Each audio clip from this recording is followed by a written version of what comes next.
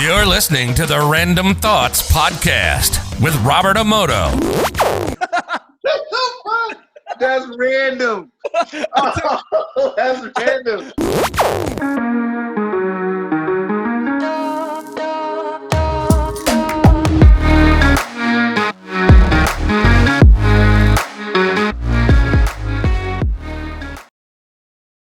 Welcome to the Random Thoughts Podcast. Today I have with me Sammy Edan, who is blowing up on social media. Currently has, I'll just round up, 73,000 followers on TikTok, and his Instagram's blowing up as well. So follow him at the W Sammy on all social media, and there's links to his social media in the show notes as well. But yeah, man, I really enjoyed his videos and the skits he was putting out during this whole quarantine, so I hit him up to get him on the podcast. He's got a super interesting background, and he started jumping into comedy like a year and a half ago, man. And so it was good to be able to talk to him, and I think this dude's got a bright future. He's hilarious, and dude, we had hella fun recording this thing, so I hope you guys enjoy the podcast. Whenever anyone asks me to do something, like I take it to heart. Like I really want to give some. No, that's good. You know what I knew why you asked that is because Sammy's super big, like, I don't know, your shit's going blowing up on social media like TikTok and your Instagram, and that's what I messaged you the first time, dude. Like I enjoyed your skits, you know. Oh, yeah. And I actually screenshotted that. Like what's crazy is like I remember going to one of your first shows. Well, it's not your first show. It's one of the first shows I've attended, right? And it was in a comedy spot downtown Sac, and it was called Grimy something, right? Like something grimy. You had two, and you were a feature on that. And I remember you did this one joke. I can't remember all of it, but it's probably best because then I'd ruin it. But you had a grocery store, and like you were talking about pressure points. And I left, and I told, like, because I went alone, because like I was just trying to get the courage to like go up there. So I spent like months just watching people, right? Oh, you were just going to the comedy just to clubs? Yeah, just to clubs. Just to figure it out, like just because that's all I do. Like before I started the podcast, I watched a dozen podcasts. Before I started doing TikToks, I was on TikTok for like a couple months, four months or so. Just watching people's stuff and like what was getting hits. Yeah. Yeah. It's not always the best use of time because like you never know what's gonna like blow up and what's not. Sometimes it's the dumbest shit that goes viral. But I was studying, like I was like just literally watching people. So like when you said, hey yo, good shit or something about the videos, I screenshot and I sent it to one of my friends. I was like, hey yo, this is one of the comedians that used to watch it before the Corona thing hit. I was watching the shows and and I was like, yo, you know what? I had watched a couple of your videos, and anytime like I like something that someone's doing, man, I'll let them know. And also too, it's like I was like, you probably didn't even know, or I don't know. It's like I only got to talk to you for a second, maybe a couple mics. I think I remember, or something like that. Yeah. And yeah, I would just like, I'm very like you. Like I like looking at stuff before I go into it, but I could tell the detail and like the writing and the choice of words and stuff. So I was noticing that, like facial expression, all the stuff, and just how consistent you were putting stuff out in a time where during quarantine, a lot of comedians just weren't doing shit like at all. Yeah, you know, like they're just sitting back and not even like writing. They're just not doing anything. And I thought that was cool too. So I was like, he's putting out, you know, doing stuff. And that's why I hit you up, because I was like, dude, it's dope that you're doing that, you know, like putting stuff out. And I thought that was weird too, man, because I had only talked to you for a second at the comedy spot for a little bit. But I'm the same way. I became friends with a bunch of people that I first saw. Like I scoped it out like you. I'm kind of like you. I like, you know, I started going and checking out comedy shows, like looking into stand-up classes. Yeah. And writing a little bit and kind of checking it out a little before I started. Yeah, that's what I did. And like there's a lot of and I do this with like, not to get deep, but I do this with like life in general. Like I watch anybody, like if they're like somebody trying to buy a house, like I'm not there yet. I'm not in a position to do that, but like I'll watch and listen and talk to like whoever's going through that, so that when it's my time, I don't make those mistakes. Or if I find somebody who did it right, I just figure out, okay, let me just do what he did or she did. Yeah. So I do that with everything. it doesn't always. I mean, there's always still things that you got to learn. Like for example, I was like going to Comedy Spot for a minute, and then I remember even signing my name up on the open mic, and then like they called my name, and then they're like, and then I was looking around like, nah, I'm not, I'm not going up. Like, Oh, you were hoping that you. no, like I felt like I was gonna do it, and then as soon as they called my name, I was like, I can't get up. I'm not doing this, right? So like when they were calling Sammy, and like I'm turning around, like I don't know who this dude is, whatever. So I just came back the next week, and then I finally got the balls to go up. But the funny story that I learned about going up there was like I had a I had an ego trip real fast and really early on, because the first show, I made a note to say it's my first open mic, and I instantly won everyone, like won them the whole crowd over, because they're all like Supportive, yeah. they're all supportive. Like when you tell them it's your first time, they're not trying to like make it your last, right? So I just honestly told a couple of jokes that I tell my homies, and like they're just like real stories. Like they're just, it wasn't nothing fancy or nothing, right? And then I told it, I did all right. Like I told myself, all right, I did pretty good. So then I sat down and I watched everyone else, and they were getting like loud laughs. And I'll listen to what the people who are doing really well. I'll listen to what they do. Then I went home, and I realized the thing that hits the most is like sex jokes, right? Now I'm Muslim, right? So I don't do none of that. I don't drink. I don't do alcohol. I don't. That's why I brought you on here, man. A bunch of people told me to convince you to do sex jokes. We're like, this dude's got to start fucking the stool. If he doesn't, I don't know. Like, I can't help him. Yeah, I was like, but I went home and I was like, you know what? If that's what people like, that's what I'm gonna do. So I went home and I wrote like 20 dick jokes, and I came back, and bro, I fell flat on my face, and I just decided, you know what? The crowd can tell this isn't me, so there's just no reason to do it. So That's funny that you talked. You went the opposite way you should go, because in the beginning, I had always heard, like listening to podcasts and stuff, like, yeah, in the beginning you start out writing, dick and fart jokes, and then by year whatever 4 or 5, you got to throw them all out, because that's all you have are these dick and fart jokes that you're getting booked for, right? But now you have to keep doing that because that's what you're getting booked for. Yeah. But people get stuck in telling those jokes. So like in the beginning, I tried super hard, which is funny because the joke you heard is a sex joke. So it sounds like I'm lying. It's about me. The joke he's referring to is about me having sex with an apple bin, but that's not, it's not who I am. No, but I tried really hard to not write anything about sex, or like in the beginning for like a couple of years.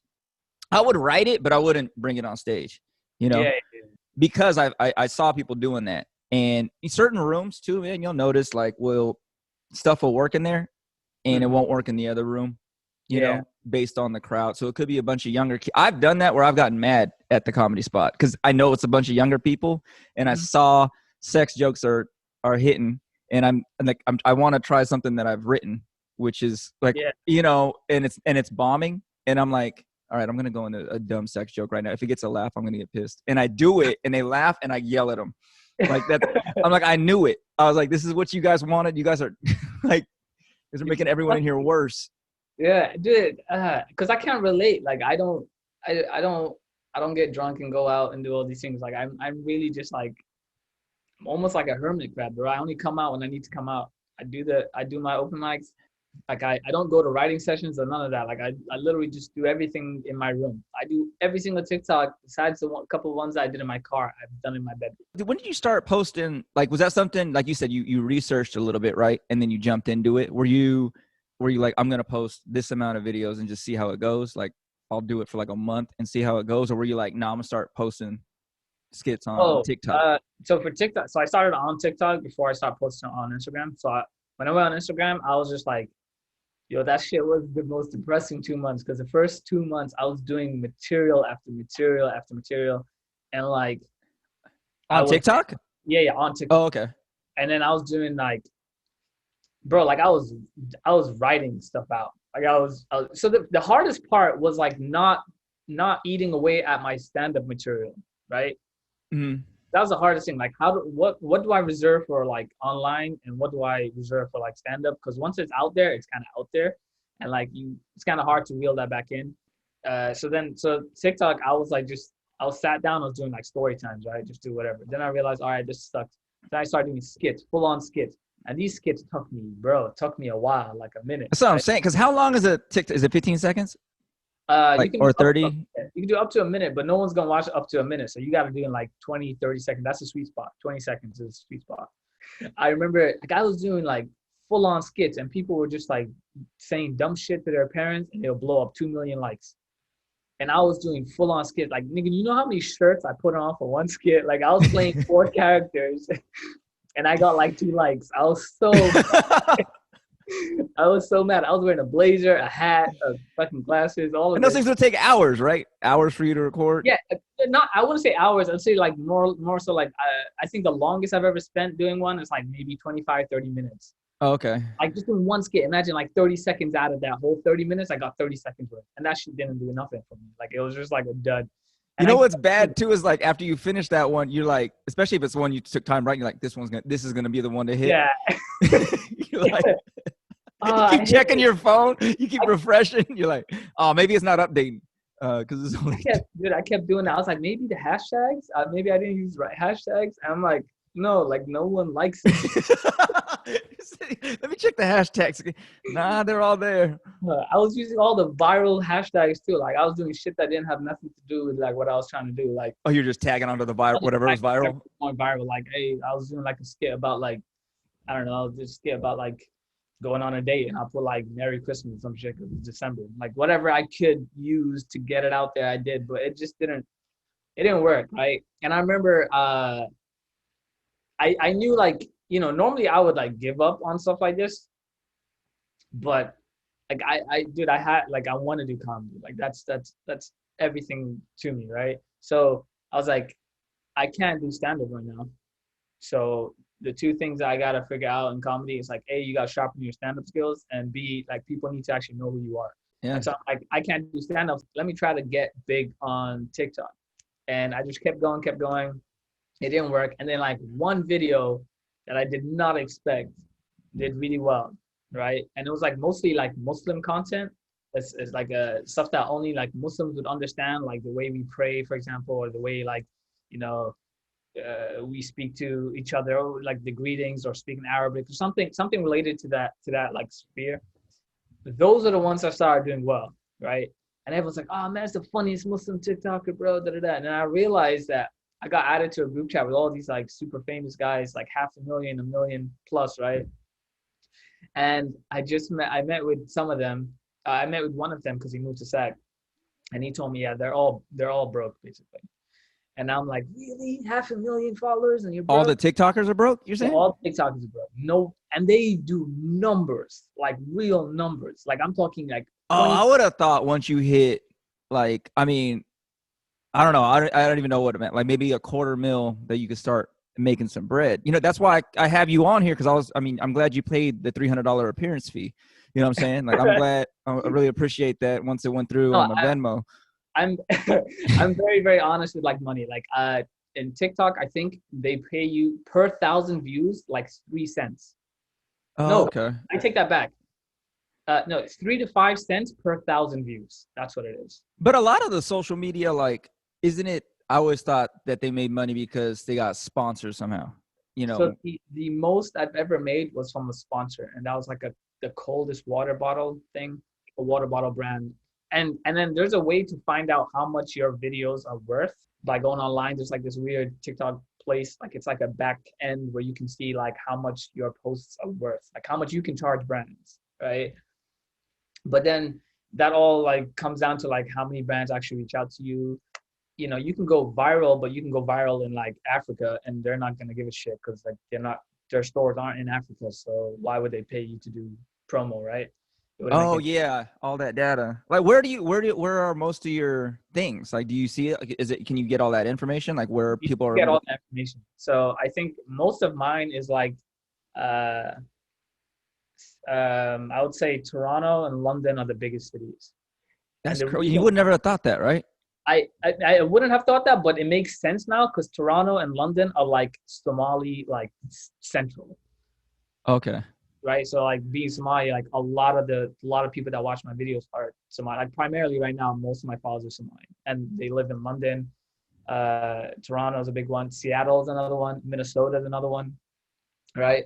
Uh, the only reason it kind of popped off in SAC is because they also use like a geolocation kind of thing, so it will show your videos to people in SAC, not because the TikTok thinks that they would like you. It's just like they're trying to help you get locally Support it, yeah, people in your area. and I realized TikTok wasn't really helping too much because I'm like, yo, even if I get like 500,000 followers, if none of them live in Sacramento, like I can't pack out a show, like not once, right? So it's still difficult, but I mean, I was just like, you know what, I'm not thinking about that right now. I'm just like my head's like down. I'm just Now shooting videos. that's smart, dude, because a lot of people, well, even including myself, I know a ton of comics that are ridiculously hilarious. You know what I'm saying? Like they can level a room, but then they don't do anything on social media. And so like they have the same problem, right? They've been doing this a long time, but they can't, their name doesn't fill a room, you know? And I remember when the social media kind of first started popping off, where in comedy clubs, you can get someone who was like an Instagram or a Facebook. They were doing skits or something, right? You know, doing comedy and then also helping bartend at Tommy T's, but like they would book social media people who weren't necessarily like, they hadn't even done stand-up that long. They might have been doing stand-up for 2 years, but they could sell out a weekend. I remember some comics getting mad, but it was like, why are you getting mad about like that? Like, yeah, they might not have the skill of a headliner or something like that, but these people are actually coming out to see him. Whereas you can get someone who's, you know, one of the funniest people in the world, but if they don't have a following, the room's still empty. Yeah, And the club does not care. Like the club doesn't care. Because I talked to the owner of the time. They're like, man, I don't care. Like, you know, like I want, yeah, it's cool if you guys are funny, but like, we don't make any money if you're hilarious and no one's here. You yeah, know, yeah, it's a business there too. So yeah, once I started working there, I really started seeing it like that. And I like the way you're going about it, man. I think is dope, because if you can get a following, the way, you know, the way I could already tell, like the way your mind approaches things, if you just write and you're able to get up in front of actual audiences, then, you know what I'm saying, you'll develop a lot quicker than, there's a good thing about going to open mics, you know, and performing in front of 3 people. So I still got to do that. Like, it's just one of those, one person who I kind of like, because I looked into people before I did anything. Uh-huh. And a couple social media, like, uh, like comedians, they're, they've got like millions on Instagram. And like on Instagram, that's a bigger platform than TikTok. It's more impressive to have a million on Instagram than it is to have a million on TikTok. It just is. Like I don't know. It's like, it's literally black and white. It's just, they're not the same thing. I know that Haha Davis. Ryan, I follow him. Yeah, he told a story on the Breakfast Club. I watched his podcast. Bro, I'm telling you, when I tell you I study people, I really study people, right? I watched this guy on Breakfast Club, and he said that he got put in front of 4,000 people at his first show. That's He crazy. said, he said, I think about 6 people laughed. And I was like, that's crazy. And the reason why is because he did all this social media work, but like, he must have made a bunch of money on brands, because I saw him like rocking Fila's and all these kind of things. So I'm sure they gave him money for that. But you know how much money he could have really done if he had all 4,000 people, and then like he did well and he went another place, another spot. And I think now he's doing that, right?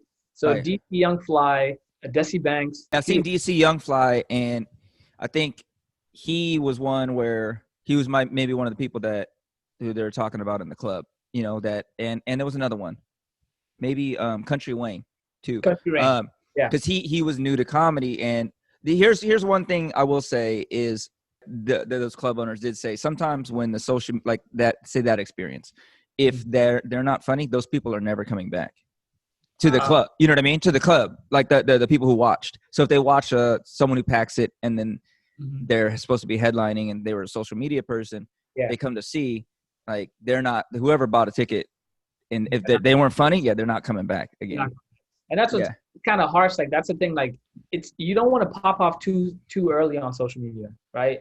So like I'm still at that spot where I'm nowhere near like where I want to be in terms of social media or actual stand-up craft. And like I think I'm very much I'm kind of getting into the groove of the social media and like the identity I'm trying to build on social media, right? I'm trying to get away from all these like little boxes of like just doing Muslim content or just doing like Somali content or just doing like quote unquote black content, right? I'm just trying to be funny, right?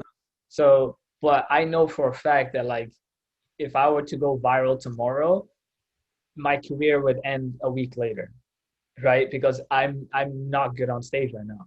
Like I'm trash.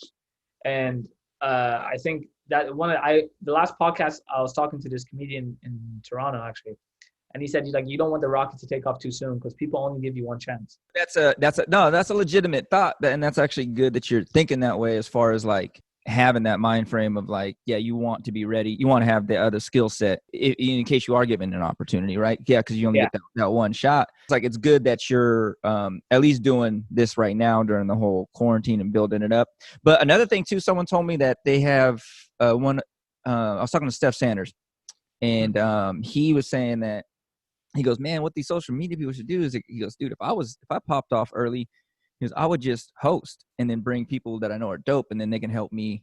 You know what I mean? Like, so he's like, because they don't care when they see you. He goes, the mistake they make is they're trying to headline. And he goes, man, I would just host, bring like, like whatever, like Winfield or whoever in here. You know what I mean? Around SAC, that's dope lands. Yeah. And he goes, just have them close the show. He's like, because the people there, they don't really care about when you go up because they just want to see you, right? Like the people who are there. And he goes, dude, I would just do 10 and try to build my time that way, work it out with, the headliners or whatever, like try to get stronger that way. And then eventually move into the middle. He's like, then go in the middle. And then he's like, but you're right. That is a legitimate thing, dude. Cause I've seen even before, man, besides like social media, man, I've seen people, if you get time that you're not ready for just at a show, cause I've seen people lie about the amount of time they have. They're like, I got 20, I got 30. All right. And I've seen them go up and they ain't got it. Like it's like I've seen people say they got 30 and then you put them in a 15 slot and they're eating it. And that is 15's long, but 30 is an uncomfortable amount of time for silence. So you went to what, Davis? Is that where you went to school? Yeah, I went to Davis. Yeah. Okay. I went to community college before that. I transferred to Davis at the end. Okay. But when did you move here? Like 2013. Okay. And then you moved to Sacramento? I moved straight to Sacramento, yeah. But you moved from where? Like where would you grow up at? Oh, Qatar in the Middle East. I think they pronounce it Qatar sometimes. You think they pronounce it? Oh, okay. I thought you were saying it wrong. I was like, oh, okay. Wait. I would say it's Qatar, right? Qatar? But it's Qatar. So most people that are not from that region would say Qatar. You grew up there? Like, or what ages were you there? So I was there from like 8 to like 18, or I think probably like 7 to 8. I was there I'd say 12 years, about 12 years. To 18. So you went to high school and everything out there? I went to high school there and everything. Yeah, I graduated high school there. Yeah. And then before that, I grew up in London. Do you remember a lot about London, or you were kind of young, huh? When I was like, not from when I was a kid, but I did go back because like my mom's British, so like we have family there, so we always like used to go back over the summer. So I don't really remember like the time I was living there, but I remember a lot of the city because I went to it a lot growing up. Dude, that's a dope. I mean, you've been all over the place. That's a very interesting background. That's why I was like, when you asked me, I was like, yeah, I don't know about your background because I thought I heard you mention that before. What was it like growing up there in Qatar? So Qatar is like, honestly, it's a bubble. Like, it's not really like, I really didn't like when I moved here, I was like, oh, this is the real world, right? Because over there, like you're kind of like sheltered. Like you don't hear the worst of the worst. You don't see the worst of the worst. Like there's no crime there. There's no like you never hear of murders. You don't see homeless people. So all the stuff that's in our news is not even a thing. Yeah, but it's not there. Like it does not exist. So like to you, just the same way like you would hear of something going on in a different country, you're like in your mind, you're like, yeah, but it's like it's not here, so it's not really real, right? Right. So it was just a bubble, dude. Like, and it was just like a lot of people there have money, so like you never. It was just like a weird. It was just the best way I can describe it was a bubble, dude. Like it just wasn't real life, right? Like you were sheltered from so many things. You only saw the best of the best. You lived around like really really rich people. Like I know this kid who had like he had a cheetah, and I know this other guy. The fuck?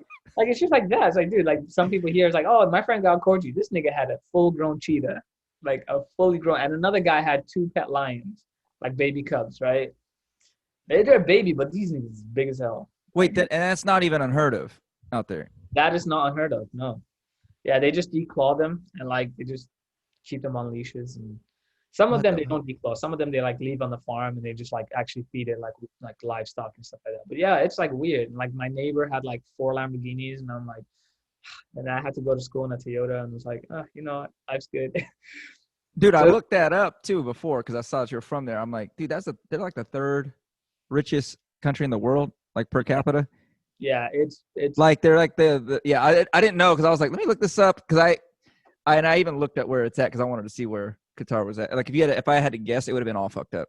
Like I don't know where I would have put it on the map. You should ask random people to try to put like just say like list I where said that to one guy. I was in community college, and I was like, he's like, where did you come here? Like, where were you before California? And I was like, oh, Qatar. He goes, and he's like one of those guys who's like too like he has too big of an ego to ask any questions. uh And he goes, Qatar.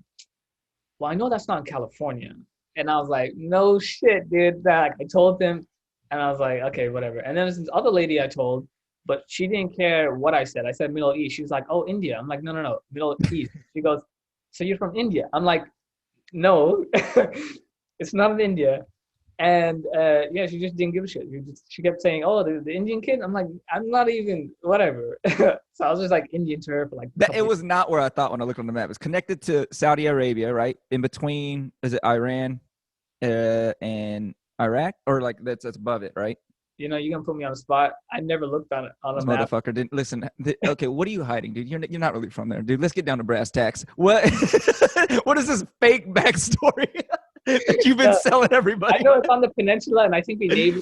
I think we neighbor Saudi and Bahrain. I But looked this shit up so I could connect with you, man. And you don't know what the fuck it looks like. I just, dude, I'm terrible. Like I still use like the GPS just to get to the comedy spot, and I've been doing open mic for how long? Oh, I'm like that too, dude. I can't get a place twice without that. So wait, what was the decision, or how did you end up here then? So like after you finished high school there, Yeah. right? So, And then like what brought you over here? so my dad went to school here in SF actually, and I was born in Oakland. So the goal after like all this moving around kind of crap was to get back here at some point. Yeah, so it's kind of like just like a full circle kind of thing. Like the only reason we were in London was Oh, because so you were born out here, went to London, then yeah, went to Qatar, and then came back to. yeah. So we were always planning on coming back at some point. Did you think that was actually going to happen? Like, or were you like would think that I'm not going back after Yeah. a certain The point? plan was honestly when I realized, because at the time like I didn't want to do university in Qatar. I was like I wanted to leave. I wanted to see something else, right? Like most kids want to go away for college, right? So I came over here, did college, and then the goal was after college, I'd go back and then work there, because you can work there the same type of job I work here and just get paid a lot more, right? And there's no such thing as tax over there, so you just keep all your money.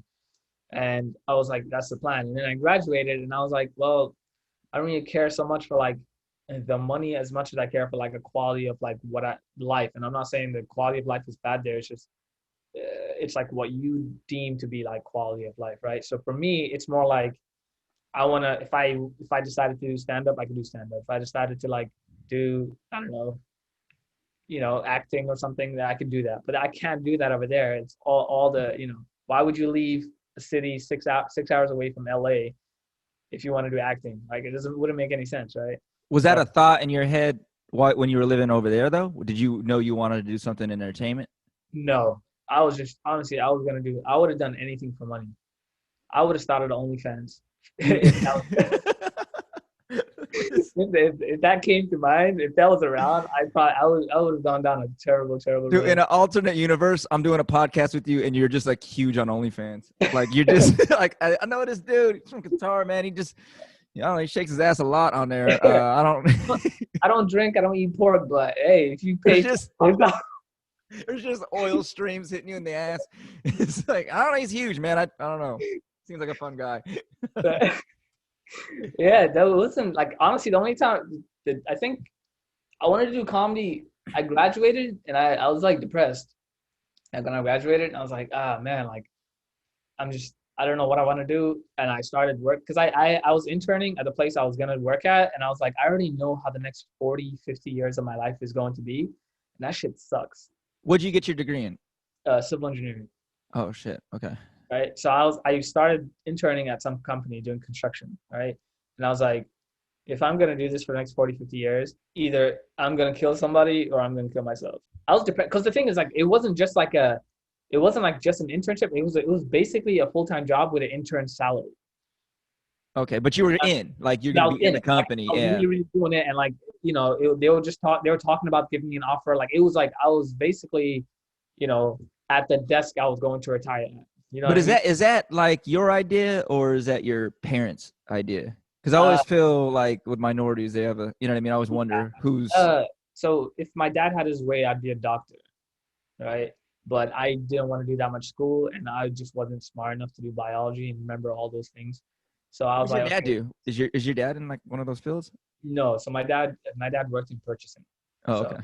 so I was like, I just knew that. So if you grew up in Qatar, you knew that the number one field there is civil engineering, because like they're still trying to build that country up, right? Especially with the World Cup coming, right? So in my mind, I was like, why would I do anything but civil? Like, all they do is buildings and roads and highways. Like, that'd fit right in. And the plan again was to go back. So I was like, let me get this degree because I'm gonna go back, and it's gonna be like perfect fit, all of Is that that. what a lot of your friends there did? Were they all going for that? Most of my friends are all doing civil.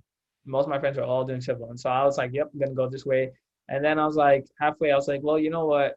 It's gonna keep the lights on, whatever. And then I was like, man, this shit is terrible. And like, I remember, like so then I switched jobs. I actually didn't take that full time offer. I got another offer and I went there.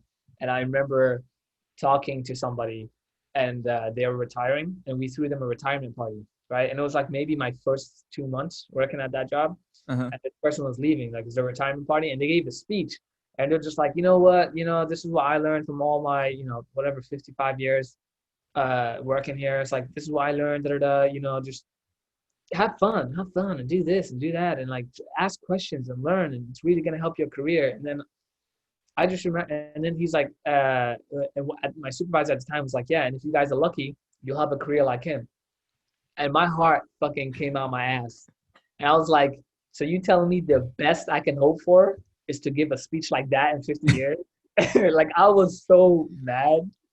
And then I was like, and the guy leaving gave me all his like work basically, right? Because I was like the one had the least amount of time. So he gave me his workload, and I'm sat next to a lady who's been working for 20 years. This nigga just left and he's been here for 50 plus years.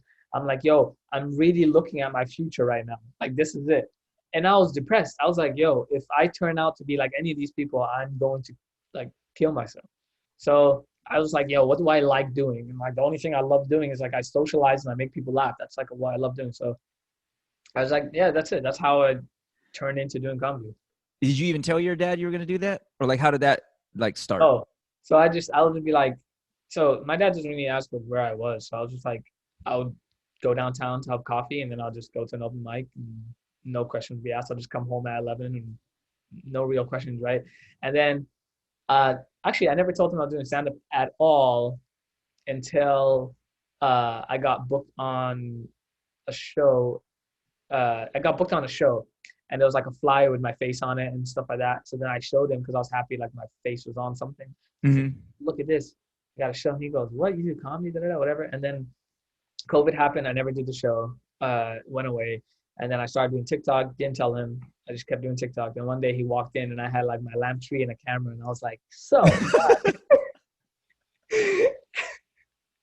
And he was like, I had a video where I was playing like an old grandpa, and I had like a blazer on with no shirt underneath, and I had a bow tie on, and he was just like, he didn't act, like, he walked in with, I knew he had a question, he would have something, but he just opened the door, and he just like, okay, and he just like, and I was like, now I have to go talk to him, right? Because I don't want him to think I really have an OnlyFans or some shit. So Yeah, that's what I would have thought. I would have like, oh my god, this is he's selling ass.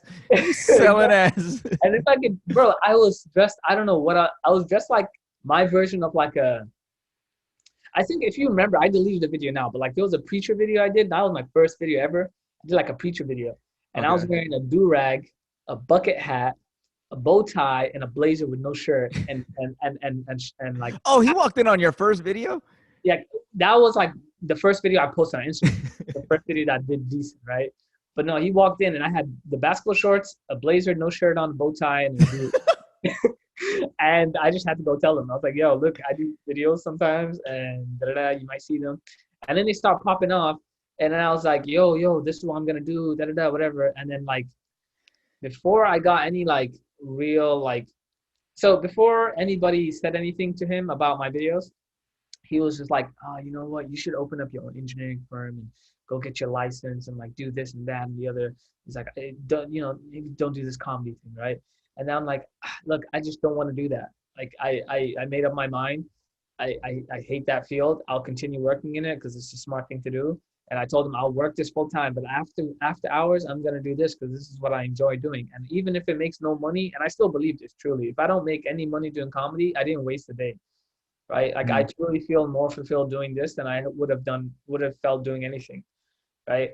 So it wasn't until I did a couple like Muslim videos here and there, so like a couple of our neighbors saw it because again it uses like a geolocation kind of thing, and our neighbors saw it because their kids use TikTok, and they came and they told my dad, like they told their dad, and their dad like somehow talked to my dad, and he was like, "Yo, I saw your son on the internet." And then my dad's like, "Oh, my son's doing things, right? He's like, No. Does he see dollar signs? Like, is that what? Is that? Yeah, that's the thing. He's the only thing.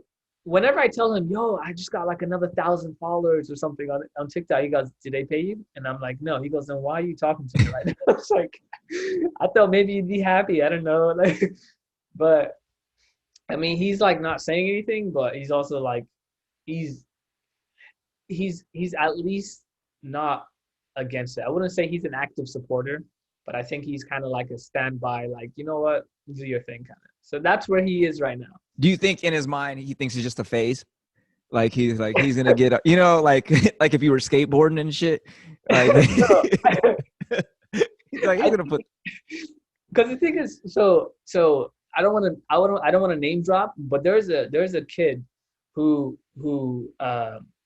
basically like a distant cousin of mine, and my dad and his dad grew up with each other, and this kid is like really out here doing it. Like when I say making bags, I mean like he buys houses.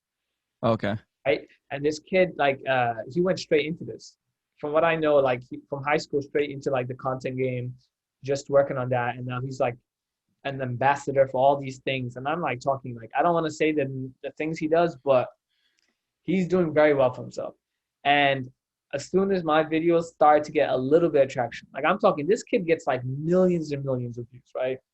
He's got 1 million+ followers, right? He's been at this for like 5 years. I've been doing this.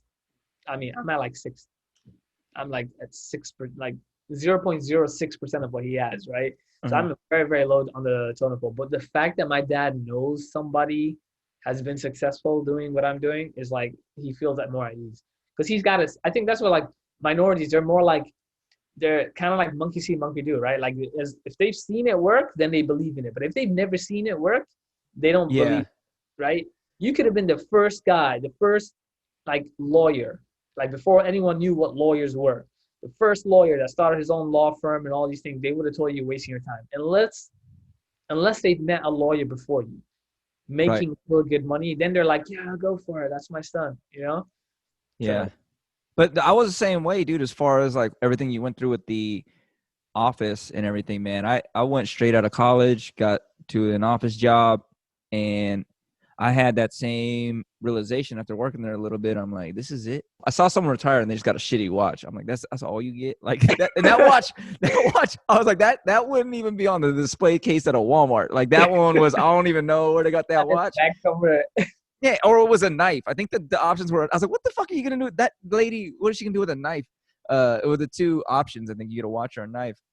But it was like hearing these people talk about like, yeah, hopefully one day I can apply and then get this deputy director job, which is like the corner office. And I'm like, you shouldn't be able to like see your dream like that. Like it shouldn't be like 2 steps. Like you shouldn't be able to see it like that. Like I was like over here, and I just like walked over. I was like, "You trying to get in here?" Like, that's too, dude. My whole job, I'm just trying to like literally in my office. I'm always telling people they should quit. And like, but I realized I stopped doing that. Like, because I realized, like, you know how you were at that retirement meeting and everyone he was talking about in 55 years that could be you. Yeah. Like besides you, right? They looking around, you were probably looking around like, what the fuck are they talking about? Like, why would anyone want to do that? The rest of them were probably all smiling and agreeing, right? Exactly. Yeah, So yeah. yes, and that's weird to be in that thing where you're like, these people are okay with this lifestyle. Yeah. And I realize not everyone thinks like, you and I. So I stopped convincing everyone they should quit because Exactly. it's not. That's their dream.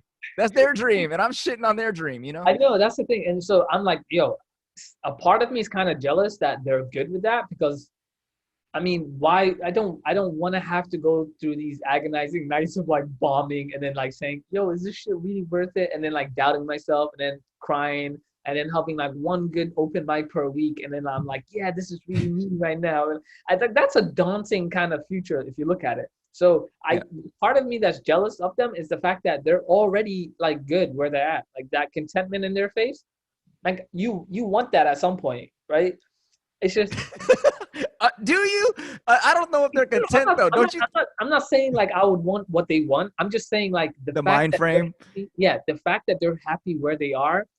A part of me is like, yo, if I was happy where I was, I wouldn't do all of this crap because I'm already fulfilled. I kind of envy that they're so simple. Like, yes. I wish I could have this worker bee mentality and just like, I'm going to work, in the summer, hopefully I can afford a kayak and then me and the family go or whatever. The best analogy I can think of right now is like, let's say you had a Lamborghini, right? Mm-hmm. And your oil changes were like $1,000, right? And I have a Toyota and my oil change, let's say it's $20. You're looking at me like, damn, I wish my oil change was $20, right? But you wouldn't trade lives with me at all. But no, I would just wish my Lamborghini oil changes were $20. Exactly. Yes. So that's what I mean. Like, so I'm not trying to say like I wish I was that person. I'm just saying like I envy that small part of them that is just makes them already like happy with so little. But yeah, it was. It's not good though, because I always think secretly those people are miserable, and you would think. I used to go to I was going to Walmart trying to give people speeches and shit like. Like I was really trying to save them. Like I was like, I'm buying like milk and eggs, and I'm like, yo, you don't have to do this. Like, you're like, you're not even in that. You don't even need the eggs. You're just trying to rescue people. Like, I don't need the eggs. I don't need the eggs. Like I remember this one girl was singing. Like she was singing at Walmart, and she was working on one of the aisles, and like I don't.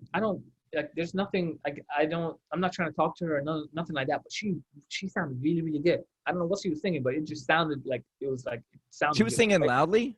Yeah, she was singing loud enough for me to hear. And I was in the same aisle, right? It was like me, her, and like maybe some other person down the aisle. And like I was like, yo, you got a nice voice.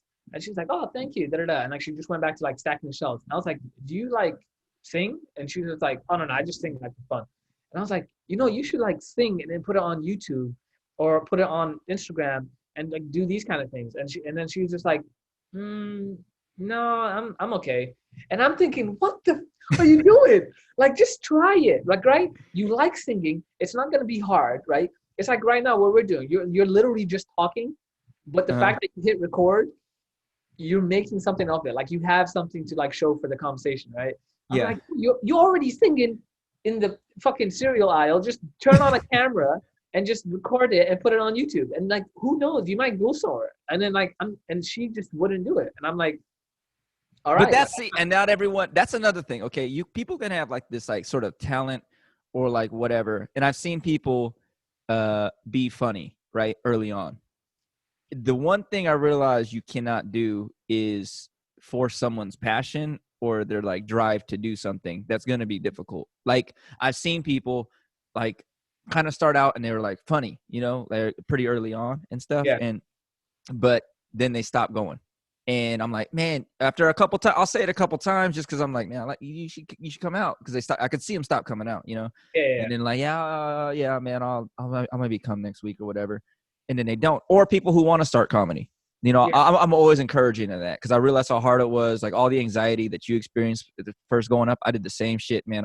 I would sign up and hope I didn't get on lists. I'd be like, Yeah. "It's cool, you guys. I don't gotta go up if you guys need more. No drop-ins." I used to give people time. Like if I was the last one, I'm like, hey, you trying to go on? And then he's like, yeah. I'm like, cool. And then I get in the car, drive home. I'm like, yo, I was really trying to help that guy out. And I'm trying to You like try to convince yourself. Yeah. Good. Nah, man, I'm really encouraging of like new people going up, and like, but after a couple times, like, you know, I'll be like, yeah, you should come out, man, or you know, if they want to start, I'll be like, yeah, I'll meet you up there. I won't even go up. I'll like just be your +1 so you can get on. Like I'll even do that, but then you realize like most people don't want to do that. Like they just it's kind of a thought in their head, and I'm like, dude, just go do it. Like whatever. That took a long time though, man, and that I'm glad to see you have that in your head about like realizing about what you want to do, and it's not necessarily for like an end result other than you being happy, because that doesn't go away. That thought you were having, like I don't want to be in this office, like the more promotions you get, the more money you get, that thought of knowing that you shouldn't be sitting there does not go away. It gets stronger, and you start panicking because you get older, and you're like, damn, now I got to do this with you know, now I have more baggage in life. So because I have a bunch of friends now I'm actually very happy to see it. Like a lot of them took quarantine and they started doing things. Like I know somebody who's doing like do-it-yourself projects, like literally building furniture from scratch, like just buying all the stuff and putting it together and like, filming it and making like a dope video at the end. I got somebody who started like a photography page or something. Other people doing content like I do. Some people are like starting a blog or YouTube, or someone even started like a coffee business, like literally selling coffee, like coffee bags. And I at some point have a dream to have a store, I'm assuming. Someone's starting to do nails, right? Like I get happy when I see people do these things because I want to save everybody I can from that feeling I had in that office. Right. But I just remember that some people don't have that feeling. But no, I think maybe what the point you were getting at was that during this quarantine, you get to see people kind of like almost pursue what they would have said is their hobby or what their real dream job is. You know what I'm saying? Because I see people chasing dreams that they can't. It's not in sight, right? Like when you go up on stage, like you don't assume that Kevin Hart's gonna call you the next day. Like it's just not. It's not something that you think of. But to me, like, dude, if you have a dream, like it should outlive you. Like I think your dream should always outlive you. It doesn't make sense, but what I'm getting at is like you should always have something to like look forward to doing. Yeah, to try to attain. Yeah, try to attain. Otherwise, who would want to retire mentally at 25? Like you don't want to do that, right? Because then you've got all this. You're just literally being alive. Like you're walking around buying shit to keep yourself alive, like paying these bills, and you're just like, I'm here, but I'm alive, but I'm not living, right? I don't want to do that.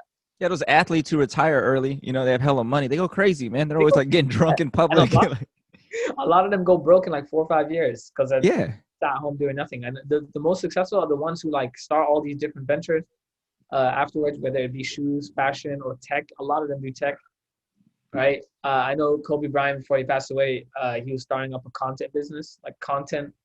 I don't know how to explain it, content business. Like he was doing everything from like books to videos, right? He's really content. Well, he won that. What was it? Not an Emmy? Was it Emmy? Yeah, for that thing he did. That man, that's so sad to watch. But like, I was actually watching him today. That's what you brought him up.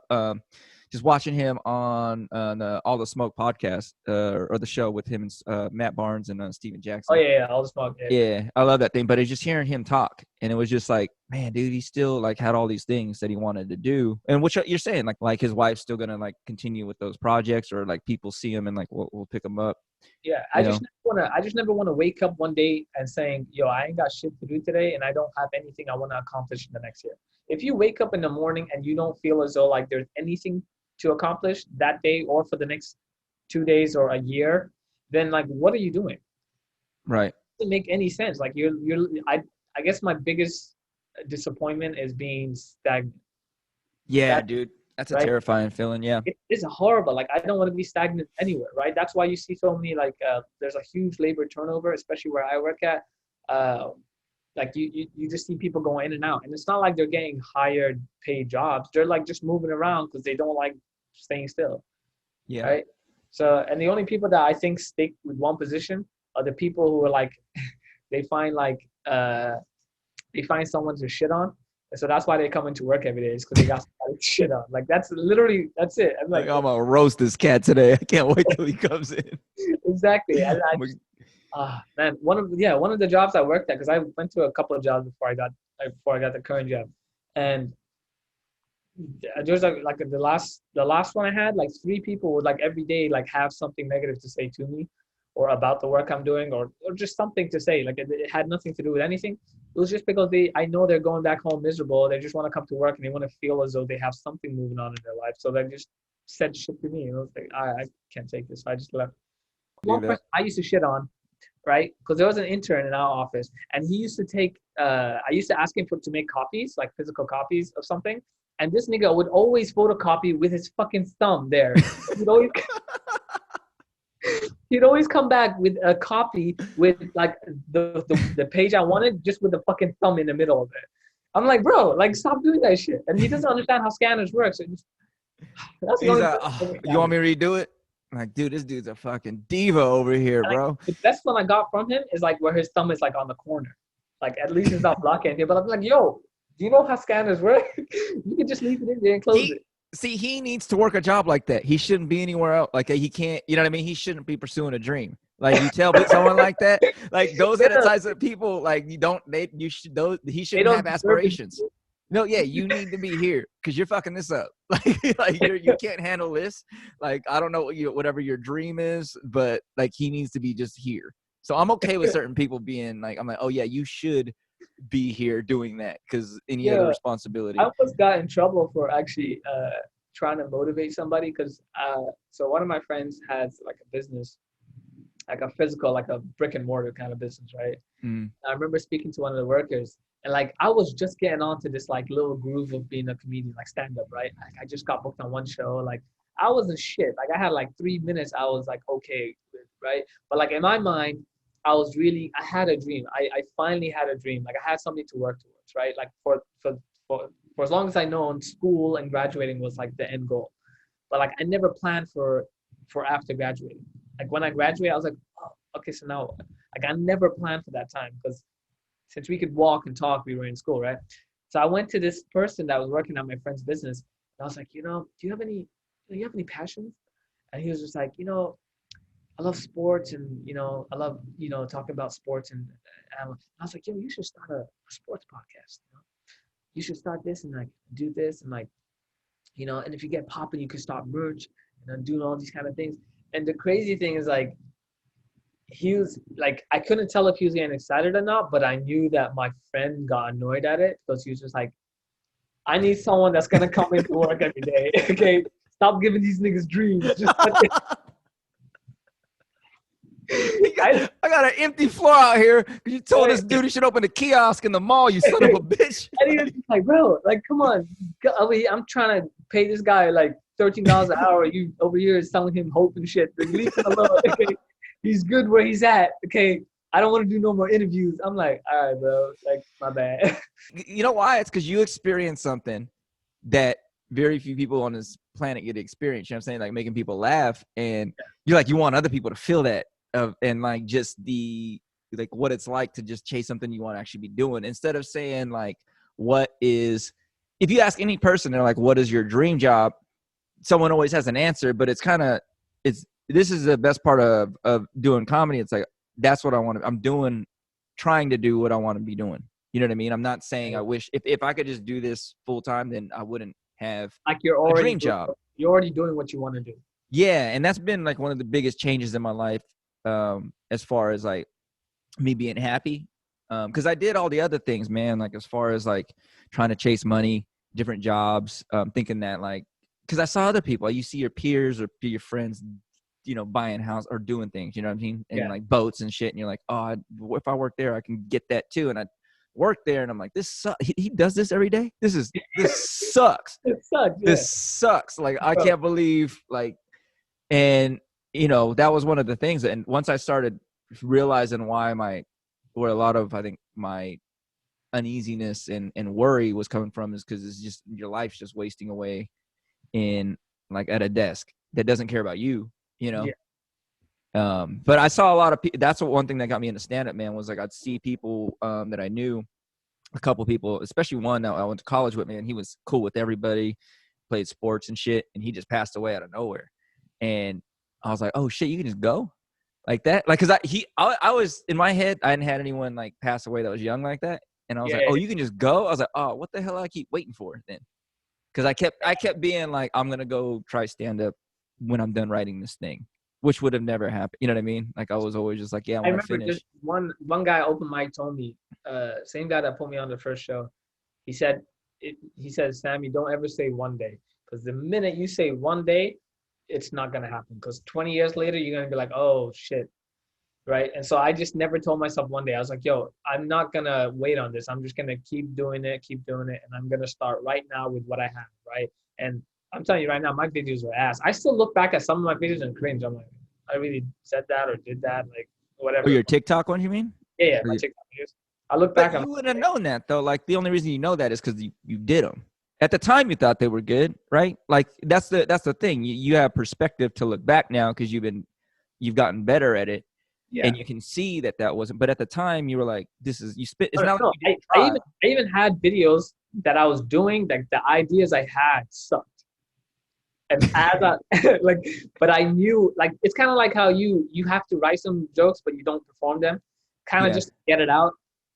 Right. So like, I'll just use it. I'm like, okay, well, if I do this, maybe it'll spark something else. And like, I'd post videos and like, maybe I'll get a couple comments and I'll see what they like about that video. And I'm like, okay, cool. So they find this part funny. So maybe I'll incorporate this in like the next one.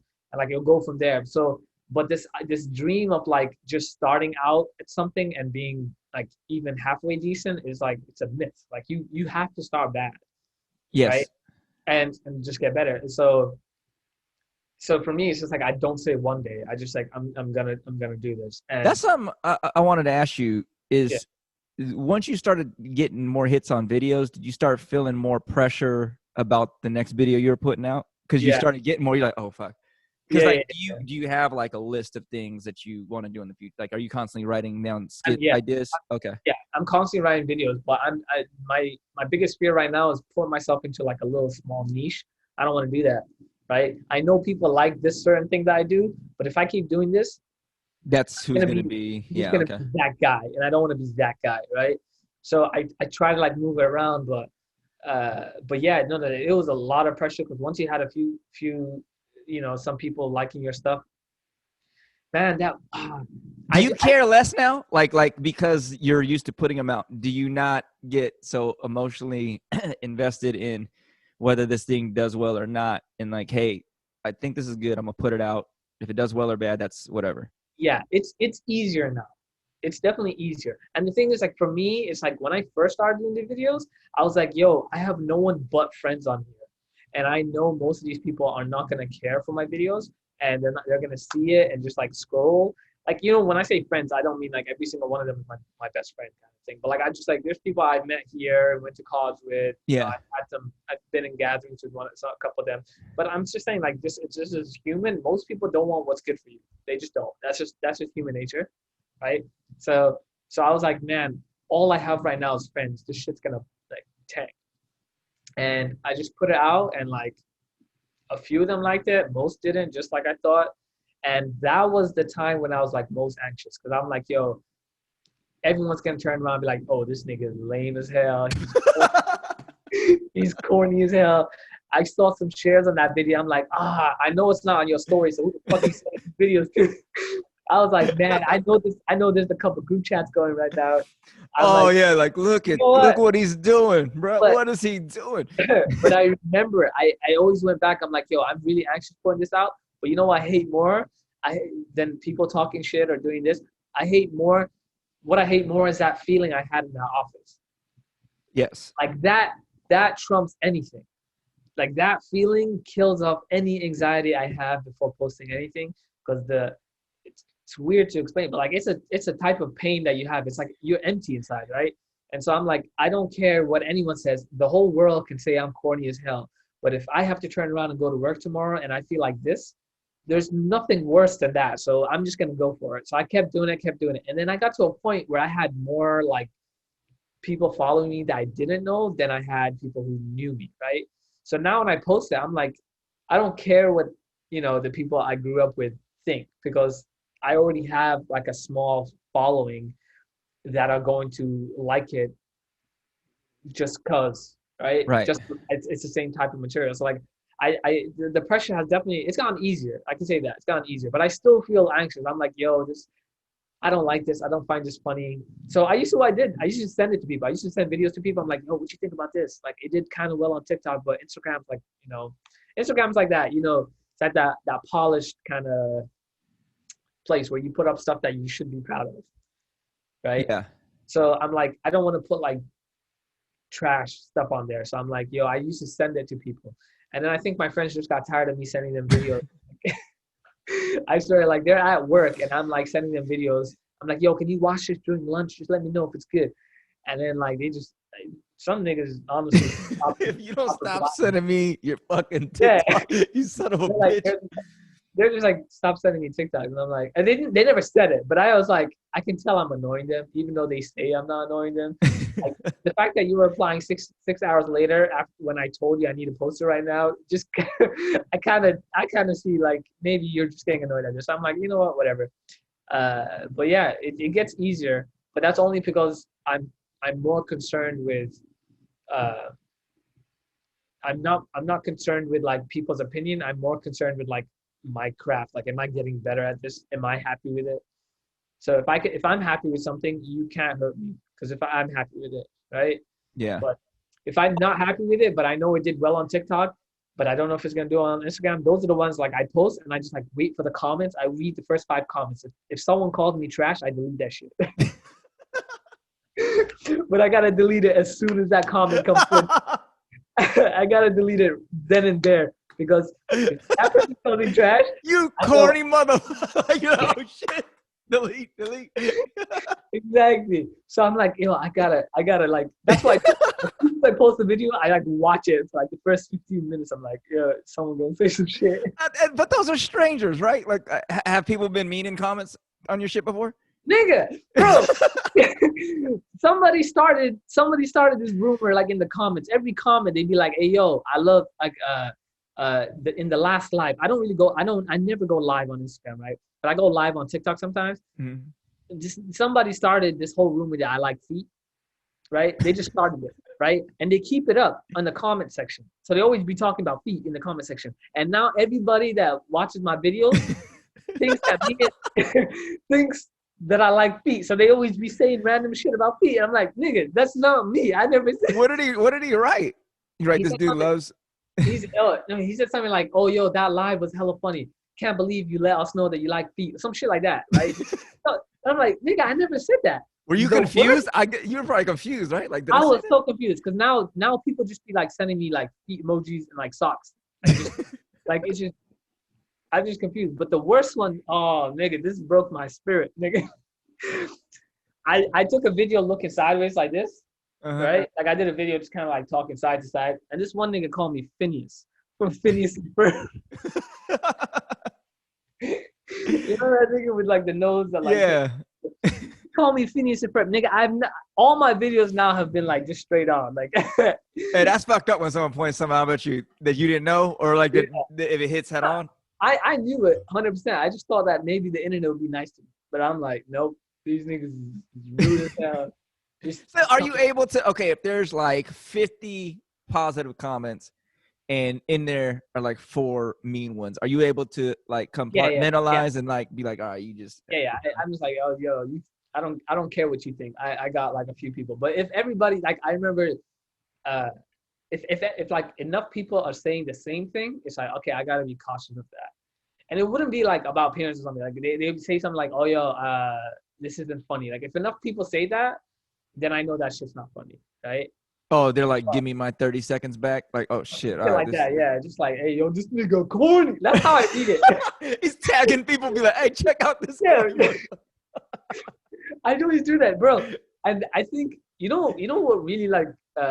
That's my worst fear, corny. Like just being corny. You know what I mean? Like being it really cheesy. is. Like I don't want to be that try hard guy, you know? Yeah, the cringy. That's But the thing is, it's like, yo, I found like a sweet spot where I'm not exerting too much energy, right? So the way to save yourself from being corny is don't exert too much energy. Just kind of like let the facial expressions and like the jokes roll off the tongue and the reaction time. But if you were like me, you dressing up for skits, niggas will call you corny. They're like, wow, this nigga really did this in his room. Wow, 4 blazers for that skit, bro. Like, like, hey, yo, that shit was yo. I said, yo, I'm thinking about starting a YouTube channel. I put on, I'm like, yo, guys, I'm thinking about starting a YouTube channel. What do you guys want to see? This nigga said, yo, you should suck an eggplant. I'm like, what the I was like, that shit is terrible. But I'll just tell you the most embarrassing thing that's ever happened to me. This is before social media. I went to New York to visit one of my friends. He gone to Colombia at the time, so I went to go visit him. And I was staying with him, and I went to a subway station, right? And I got into the subway, and it was just me and like one of my friends. But I walked in, and this like old black lady, she like looked straight at me. She goes, "Hey, that's that nigga from X-Men," right? And like, so I sat down. I was like, "Nigga from X-Men?" Like, I don't watch X-Men like that, right? So I had no idea what she was talking about. My nigga, I was talking to people for the next 8 months. I was like, "Yo, I look like Wolverine to you, like a little bit, maybe." And they're like, "Wolverine?" I'm like, "Yeah, like I just, I mean, I don't got sideburns or nothing, but I was like, is it the hair maybe?" And they're like, "Bro, you tripping, bro? You don't look like Wolverine." And then one time I told this one guy, I was like, "Yo, this lady told me I look like Wolverine." And he goes, "No, she didn't." I'm like, yeah, actually, she said I look like that nigga from X-Men. Who else could it be? And he's like, "You don't look like Wolverine, but you know what you look like?" I'm like, "What?" "Nightcrawler." Nigga, that's what you did. that shit hurt my soul, bro. Because for 8 months, I was thinking I looked like Wolverine for some reason. You're researching. You're asking people. Right? I was asking people casually, and so like after that, I was like, you can't really hurt me. Like after that, like because this lady, she didn't look like she was having a good day. So I'm trying to think of the meanest thing someone said to me. Javon the Whitlock, one of my comedian, he's a comic. I just did a show with him yesterday. He's like, because he smokes a lot of weed, and we were just chilling in the parking lot, and he goes, "Robert, man," he goes, you look like one of them Lego dudes, like your body like snapped together in sections." And I'm like, "What the fuck did you just?" Everyone started dying. And he wouldn't even say it. I know exactly what he said. It was so spot on. I went home and I fucking looked at I Googled the fucking, because people were laughing way too hard because I couldn't remember what the Lego people looked like. And I was like, I went home and looked. I was like, this motherfucker's right. I do look like this dude. It's that nigga on the box that right next to where it says 3 to 4 year olds. Like that's a toy for 3 to 4 year olds. It's that nigga right there. I know exactly what he's talking about. That's accurate. He said it and went back to smoking. Like he didn't even, you know what I mean? He just said it out of nowhere. Like we weren't roasting each other, and he just killed me. I remember I was fucking. Those are the worst ones because they've been thinking about it for a minute. Those are the worst insults. Because right now I'm skinny fat. I don't know, you can't tell, but like I'm skinny fat, so like I got a stomach and an ass, but I ain't got like anything on my arms. Like I'm just like hella thin. So like I always make fun of my appearance. Like I that's from the get-go, because I can feel the eyes on my stomach when I walk in now, because all my shirts are still like size like small or medium. Did you used to be big? I used to as a kid, yeah. Oh, but then okay. I lost it, and then now it's like I'm skinny fat. Like I'm just like long, but like you can see where I messed up. Like basically. Like it's just there. But yeah, it's like I think my whole by the way, I had no idea where we were gonna go with that, because I was like, the next thing I had to do is like give you positive body compliments. I'm not doing that shit. I was like, "No, man, your hips are good." Like I was like, "I don't know where." "Oh man, last time I saw you were caked up, bro. Like that shit look." Yo, you really can't compliment like people at all. Like you just gotta say, "Hey, bro, I see you." Yeah. That's it. Like you say, "I see you." Like, "Oh, you've been working out," or something like that. But you can't go into it like anything more than that. I hate is when people show me like their before and after pictures. I hate that shit so much. I don't know. And they're why. not that different. You're like, well, they're not that different, right? Because like I remember asking someone, I was like, "Oh, is that you now?" And he's like, "Nah, man, this is." I'm like, "So why would you show me this shit in reverse? Like, why would you show me? Show me you get worse right now." He showed me the active photo first, and then he showed me the first photo, right? Like the previous photo. And I'm like, "Oh, wow, so that's you now?" And he's like, "Nah." I'm like, I don't know what to say. Like the only thing different is like you got a haircut and your skin cleared up a little. That's about it. Like You didn't lose no 50 pounds. I don't know what to tell you. I'm sensitive, lightweight. Like if I get roasted, I like really think about that shit. I'm like, yo, they really. If it's true, but I mean, I think you're going about it the right way as far as like just putting it out. I mean, because like your worst fear, right? It doesn't happen necessarily. I always say that when people like are thinking about starting stand up. I'm like, your biggest dream and your worst fear don't happen when you get on stage. Like you're not going to get a standing ovation and you're not going to get booed off stage. Like, because that's like people think before, right? They're like, yeah, I'm going to get a Netflix deal as soon as I step on, or like I'm going to get booed off stage. Someone's going to heckle me. Like that don't usually happen. Yeah. Like it's somewhere in between where you're like, it was okay. Yeah. And then, you know. I remember I went to Luna's and I had this, it was my spot. Like I went Luna's and I was like, I'm hoping no one's there because everyone told me that mic is always dead. I'm like, cool, I'm gonna go here. So I went there and this one guy showed up with like, for his first time, he brought 50 of his fucking coworkers and the whole place was packed. And I was like, bro, I was like in tears. Like I was like, not in tears, but like I was like really, really scared to go up. I did it. I did all right. And then, what did you just say? Because I just lost my train of thought. Your biggest fear, like bombing or getting a standing ovation your first time Oh, going yeah. up, because you were hoping it wasn't packed.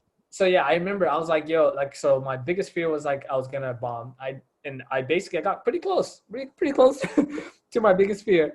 And so I remember just like saying, yo, maybe the comedy game's not for me and I'm not that funny. And so like I try to make money other ways. Like I was like, hey man, like I could try to invent some shit. So I spent like I really did. I jumped like career goals like 10 times. Like, You bombed so hard, you're like, maybe I should invent something. I swear to God, I did.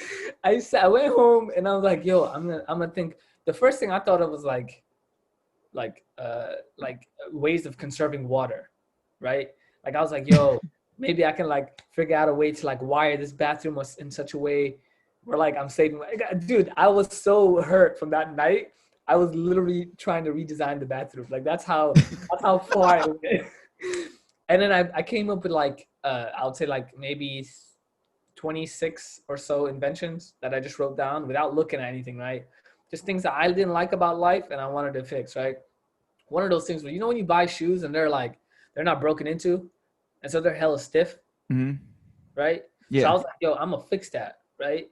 And I was gonna get like something that's like shaped as a foot that would go into the sole, right? And then like it would be like a salad, like, you know, the tongs that you use to pick up salad. Yeah. Like it would be like have that kind of handle, and you like when you squeeze it, like there would be that contraption in there that like push against the side of the shoe, right? To like make it a little bit more flexible. I'm like, yo, I just invented some shit. So I wrote that down, right? I called there's a relative of mine who's a lawyer. I was like, yo, I'm about to be rich. Like, I got this shit. Like I was like, help me. I just need help trademarking it and all this shit. And I wrote 10 of my best inventions, like top 10. And then he was just like, okay, before we pay any money for trademark, make sure that shit's not already out. Bro, every single one of these inventions was on Amazon for like under $50. I was so mad. Wait, this shoe thing is?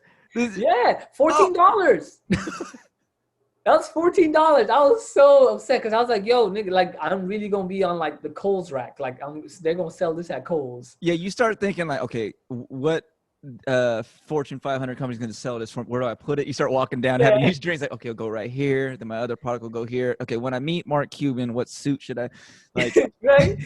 Bro, it was terrible. Like I literally sat in the car and I was like, okay, I gotta go invent some shit. Like that's how bad I did that night. That is a real bomb, man. If it makes you think about going home. Hey, man, wait, would you have to keep squeezing the thing and then the foot goes like it's like a blood pressure thing, like where it keeps going in and out? Kind of like a blood pressure thing. Like you just keep. It was. I didn't think much of it, right? Like I was just like really. What was number one on the invention? Was that number one? What was the one that you told your uncle to trademark? That was the one that I told him to trademark. The other one was like I wanted the garage to open in a like. It's fucking stupid. I didn't want. I didn't want it to open like, you know, this way. You know how like this way? Over your head? I was like, yo, we're missing all this like space up here, right? Like what if somebody wants like you know, have like a closet in here. It was fucking stupid. Like I was like, we're missing like all the space we could use for storage. So I'm like, how about if the garage just like open like outwards? And I'm like, yo, that's a fucking gate. Like they had that. Like they like they have that. That is, you just described a gate. Like that's all that is. It was real. No, life. this one's wood. It's wood. It's got like. It was like, bro, like I was really trying to like invent shit that already exists. Did you have some like Doogie Howard's like what music? Did you just go home and start playing some like classical music and you're like getting all these ideas that like I'm about to kill this shit? No, it was worse than that. Like I'll put on instrumentals and I'll try to rap over it. Oh, like, while you're so while you're inventing these. I was like after the ideas, I was like, yo, maybe I can be a rapper. So I threw on. I remember I threw on. You know the J. Cole song, the one where he talks about being horny in the math class. Wet dreams. Yeah. I tried to rap over Wet Dreams. That shit was ass, bro.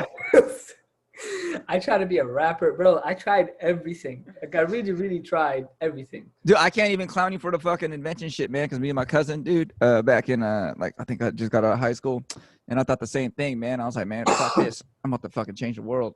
We invented this. It was like a strike anywhere cigarette.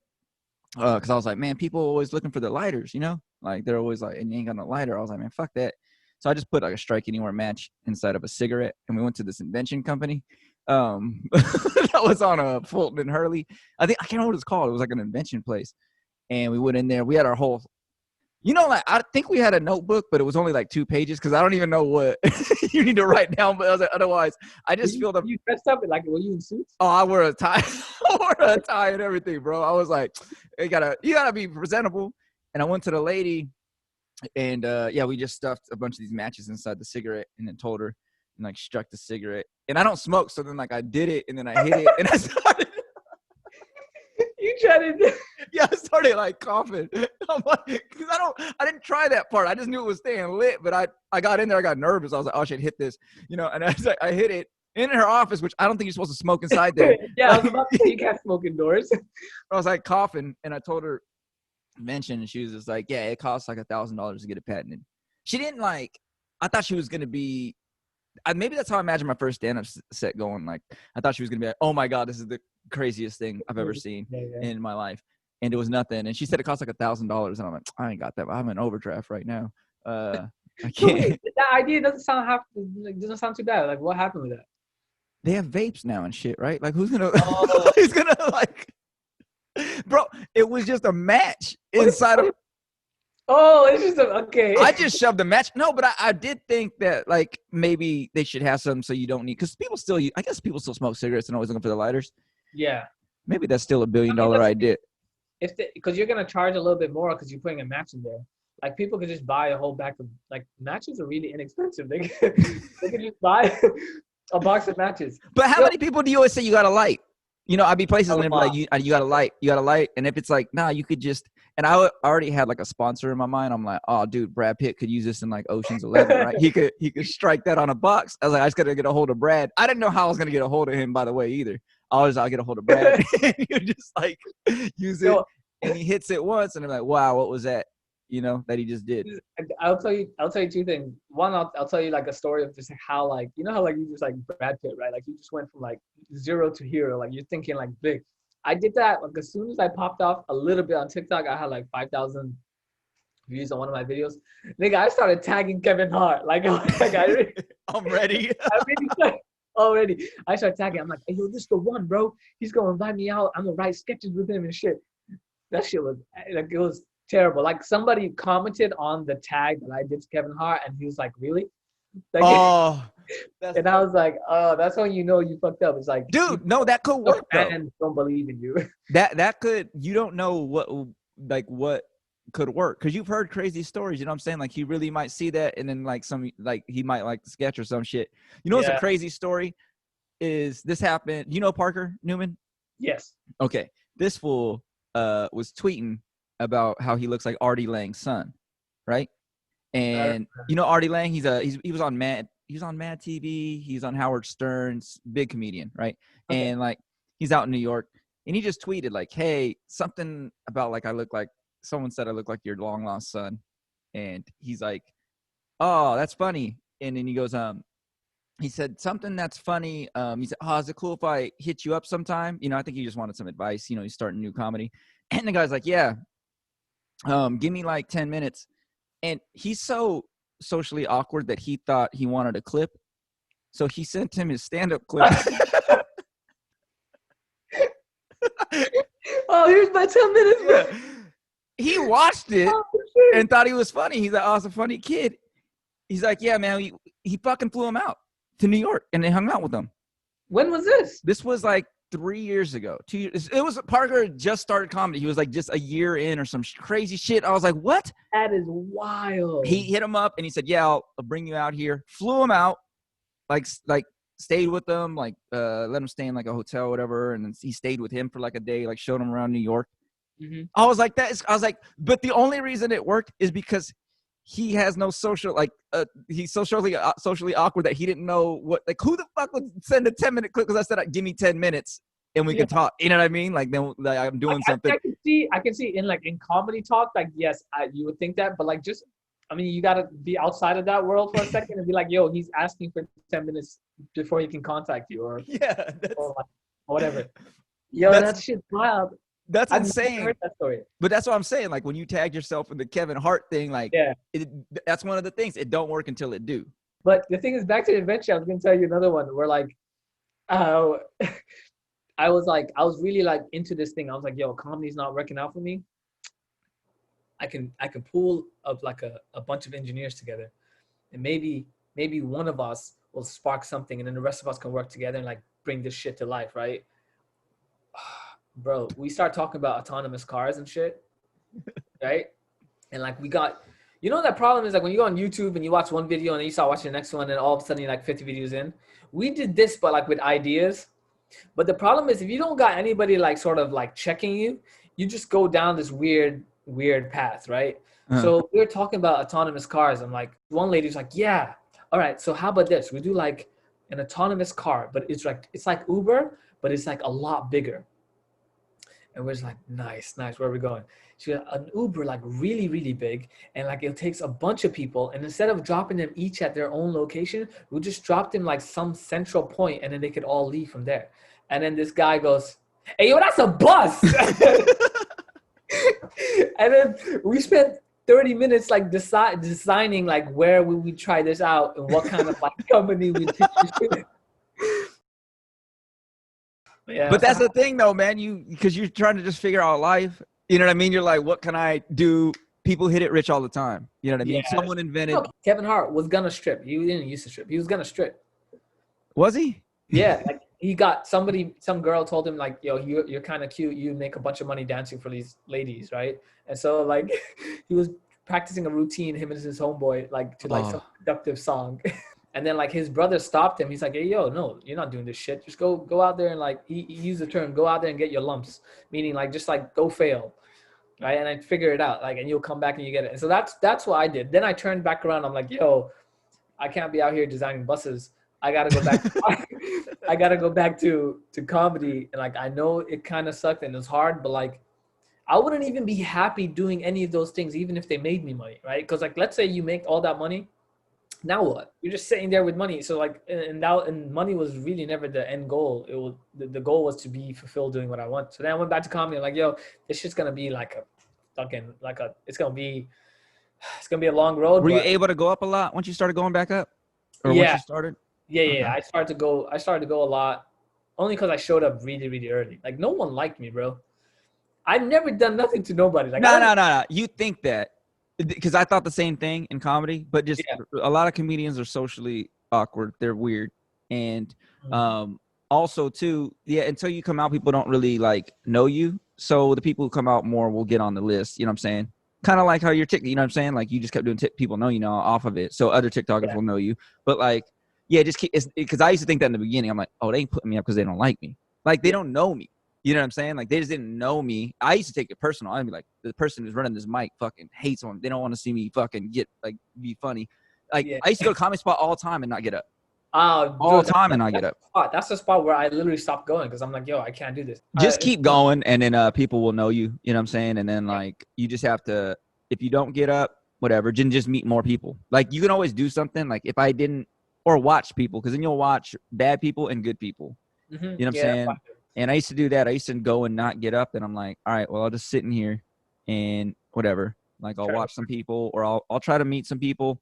But that's why I in the beginning, man, I wasn't getting up, and I signed up for one of the comedy classes so I could get up, because then you get up in the top 3 every week. That's the only reason I signed up. I was like, man, I'm not getting up. Let me just get in this class, because I don't think they could teach you how to be funny, but I just wanted to be able to get up. I was gonna ask you, what did you think about that class? They can't teach you how to be funny. Like I don't think you need it for that. Like you already have gone up and stuff. So the problem isn't you getting to go. It would be cool, not in this time right now, obviously, because I think it's online. I wouldn't do it online, but like if you wanted to do it just to get up, I don't even, like I would say it's cool because it holds you accountable to go up every day or every Monday or whatever it is. Every Sunday you have to go up. So you can't bitch out on that. So then you're going. But you're already past that stage of going. Like you went by yourself. So I would just say just keep going to mics, the ones you can get on, go more. Don't miss those ones. You know what I'm saying? And just try to do well. Like whatever's working, just keep trying to do well in that room consistently. Like consistency, I think, is the biggest thing that gets people to notice people. Like, oh, this dude did well here, in this room, in this room. Like I've seen him do well 3 times. And so when I went to a new room, I would try to do like a new, an actual set. I'm like, okay, let me see if this works here. Try to do well in this room. And then I would just keep going. And then, dude, that it's almost like your whatever you were thinking before you started putting out videos. Like you just start thinking about it less, and it just becomes a thing you do. And then you start to know more people, and it just becomes like whatever like, oh, I might bomb or whatever. Like that stuff still hurts, but less. You know what I'm saying? Yeah. I was so scared to put the title comedian like in my Instagram, because I'm like, yo, I don't take this shit lightly. And if people do that, like I know a bunch of people who just don't care. They just put like public figure or some shit. I'm like, nigga, right. You don't But even. you have a business mind frame towards it from the beginning. You know what I'm saying? And it's not necessarily money, but you're just saying you want to approach it the right way, and that's fine. Yeah. Like I used to trip out. I remember because I got like a show, and I needed headshots, and I was like less than a year in or something, or a year in, and I was gonna host it Last Unlimited or something like that, and I was just like, man, people are gonna be mad if I like what this fool thinks he needs headshots, And it was dumb that I didn't have them earlier. Like I didn't want to get hit. I didn't want to hit up Nick Larson, who I'm hella cool with now. You know what I'm saying? Because I didn't know him that well. I'm like, I'm gonna hit him up for headshots, and I think he's gonna hit me back and be like, really? You think you need headshots? Like, but I needed them. Somebody asked for them. I think it was, it was that last. Jenny asked for the picture, and I had to send her something that I took off a camera phone. You know what I mean? That's not professional. So it's like those types of things that I was thinking in my head were completely my own thoughts in the beginning. Like, I don't think I've never heard anything bad about you. Not that I walked up and been like, hey, what you think about this fool? Like, you know what I mean? Like, hey, what's this motherfucker? Like, I should have done that. Walked around with your TikTok. Hey, you see what he posted as a profession, bro? Recording, bro. You got to put in the work, bro. Like, what is he? But I always think that, like, but I realize, like, most people, like, I think about myself, like, even if I were to see something corny, like, I didn't like it, even if it was one of my friends and he was doing something that I just didn't find really funny, like, I really don't think of it more than, like, the duration of that video. I don't think of it ever again. Yeah, but for some reason in our heads, we think that someone's thinking about it all day. Yeah, so it's like we're like the protagonist in our story, right? We're like that main character. So like everyone is walking around and they're like the side character, and they're all thinking of us every waking minute. Which is insane to think that someone's thinking about you that much, right? It is insane. But no one cares. Even if you know that, it's still. I'm better about that now. Through listening to a lot of motivational videos and shit like that. I'll just put on motivational stuff through YouTube, and like, because that stuff is very toxic, man. Those thoughts get in your head about people thinking negative about you, or you thinking negative about other people. Like that stuff will lead you like a pattern, man. And like, so that stuff takes just a little bit to get out of your own head and know that. But even when you know it, it's still hard to stop, but you at least can cut it sometimes when you catch it, That's true. And I think once you felt a little bit of like for you, for example, like you've done well in a lot of rooms. Like I've only seen two of your shows, but both shows you did really good, right? So like in my mind, like you should be able to fail and not care because you have something that speaks for you. But I've Right? definitely bombed in those rooms that you saw me at. You know what I'm saying? I Yeah. have. Oh yeah, for sure. But I'm saying like you should feel like confident enough, and I know like we just throw this word around, but like you should feel good enough about yourself that even if you bomb, you're just like, hey yo, but like I've got a track record of doing really well. So a bomb is whatever because I know I can do this. Whereas like if you bomb like the first 3-4 times you go up, you have nothing to like look back on and be like, yo, I'm, you know, I can do this, I can do or this. there's a frame of reference. Yeah, Yeah. there's none. There's no frame reference, but so in that sense, I kind of use it like, yo, I had a couple videos that like did really really well, and I'm like, yo, even if this next video I post sucks ass, I know that I'm not terrible at content. It's just this content sucks. Right. Moments like that are important. Like that dude walking by Iron Horse and telling you that you were funny. You know what I'm saying? Like Yeah. that sparks something for you to go back up again. In the same way, good and bad sets, bombing or doing well, can help before like you go up. So if I've bombed a ton of times, right? Mhm. I can always be like, it ain't gonna be worse than that. No matter what the room looks like, I'm like, it ain't gonna be worse than that one time. Yeah, You know yeah, what I yeah. mean? Like there's nothing that can be worse than that one time. Like I've bombed after the hosting for Mike Epps in a packed room. You know what I'm saying? Like after yeah, From Mike Epps. yeah, I was at Tommy T's, but they had me do. I didn't bomb the first set. It was just he got hella high. Paul Mooney came to surprise him. Right? He was in town in Oakland. Came on stage. Came to the back where me, Michael Calvin, and like Javon were just chilling. Mhm. And he's like, "Oh, I'm gonna surprise Mike. Mike Epps is on stage. He's at 30 minutes, 35 minutes. He goes out on stage, surprises him, gets like a huge ovation. Him and Paul Mooney know each other for years, you know, and Yeah. so they're bantering back and forth. He lets Paul Mooney. He's like, "Here, man, bless the mic. Talk to the crowd for a little bit." Mike Epps comes back. Paul Mooney starts doing just the most depressing shit TED Talk I've ever heard in my life. No laughs. Like he got a couple like courtesy laughs in the beginning, but then he was just being depressing. He's like, "These are not good times. We are not living." He's sitting Shit. down. Mike Epps tries to grab the mic back from him, and he looks at him like he's not giving it to him. And then Mike Epps comes to the back because now he's been on. And he's not doing well. The people are is really quiet, and he's just being depressing. And Mike Epps is like, "Go get the mic from him." I'm like, "Fuck you." I was like, "I know you're Mike Epps." I was like, "I am not trying to grab the mic from Paul Mooney. He wouldn't give it to you. Like he's gonna give it to me. He's gonna call me a racist fucking chink." You know what I mean? Like I'm not doing that, dude. So then Mike Epps finally gets the thing back, goes on stage, does like 5 minutes, and gets off. You know, and he was kind of high, I think, before or whatever. He does 5 minutes and gets off. The owner comes running up to me, and the manager. They're like, he was not supposed to get off yet. He's supposed to do an hour and 10. They're like, we haven't even passed out the checks. And the room's packed. They're like, you got to go up there and do 10 more minutes. You got at least do 10 more. Doing an hour and 10. Mike Epps. Yeah, he was doing every night. He was doing like at least an hour to an hour and 15. Okay. So they're used to dropping the checks. Then Paul Mooney was only on stage for 10 minutes and he did 5. So he got off at 45, I think. He didn't know. He just wasn't keeping track in his head, you know? Yeah. So he gets off and the manager's like, dude, you got to go up there and do 10 more minutes. And I'm like, after Paul Mooney and Mike Epps, I got to do this shit. I'd already done my best 15 in the beginning. Oh, shit. Okay. And in that room I have less time. You know what I'm saying? Yeah. Like it was kind of a hood crowd, man. I was like, fuck. I was like, oh my God. I know what bombing is normally like, but this was half the crowd stood up because they thought the show was over, which it was. Yeah. But I start just going into material because I thought, you know, they told me to do the time. So now I'm doing my C material that I would never do in this room, my C and D material just to fill the time. Half the crowd standing up, they're talking like it's a parking lot.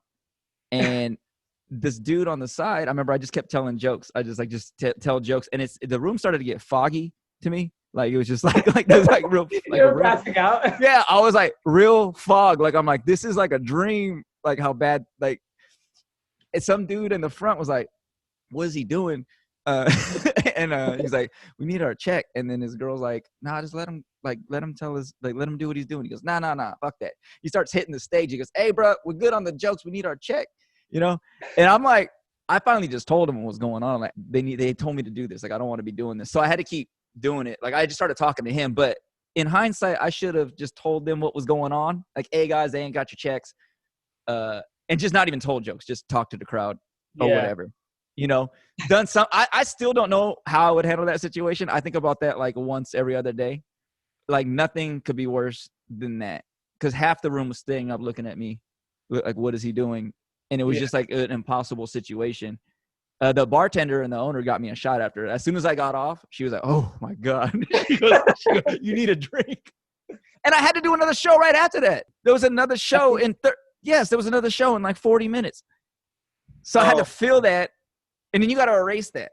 Yeah. And then go back up. For me, like I'm not at that point where like I'm doing back to back. Like I'm not even at the point where I'm doing shows, right? But I'm saying like I couldn't imagine, because if I do one open mic and I bomb like that, it takes a minute.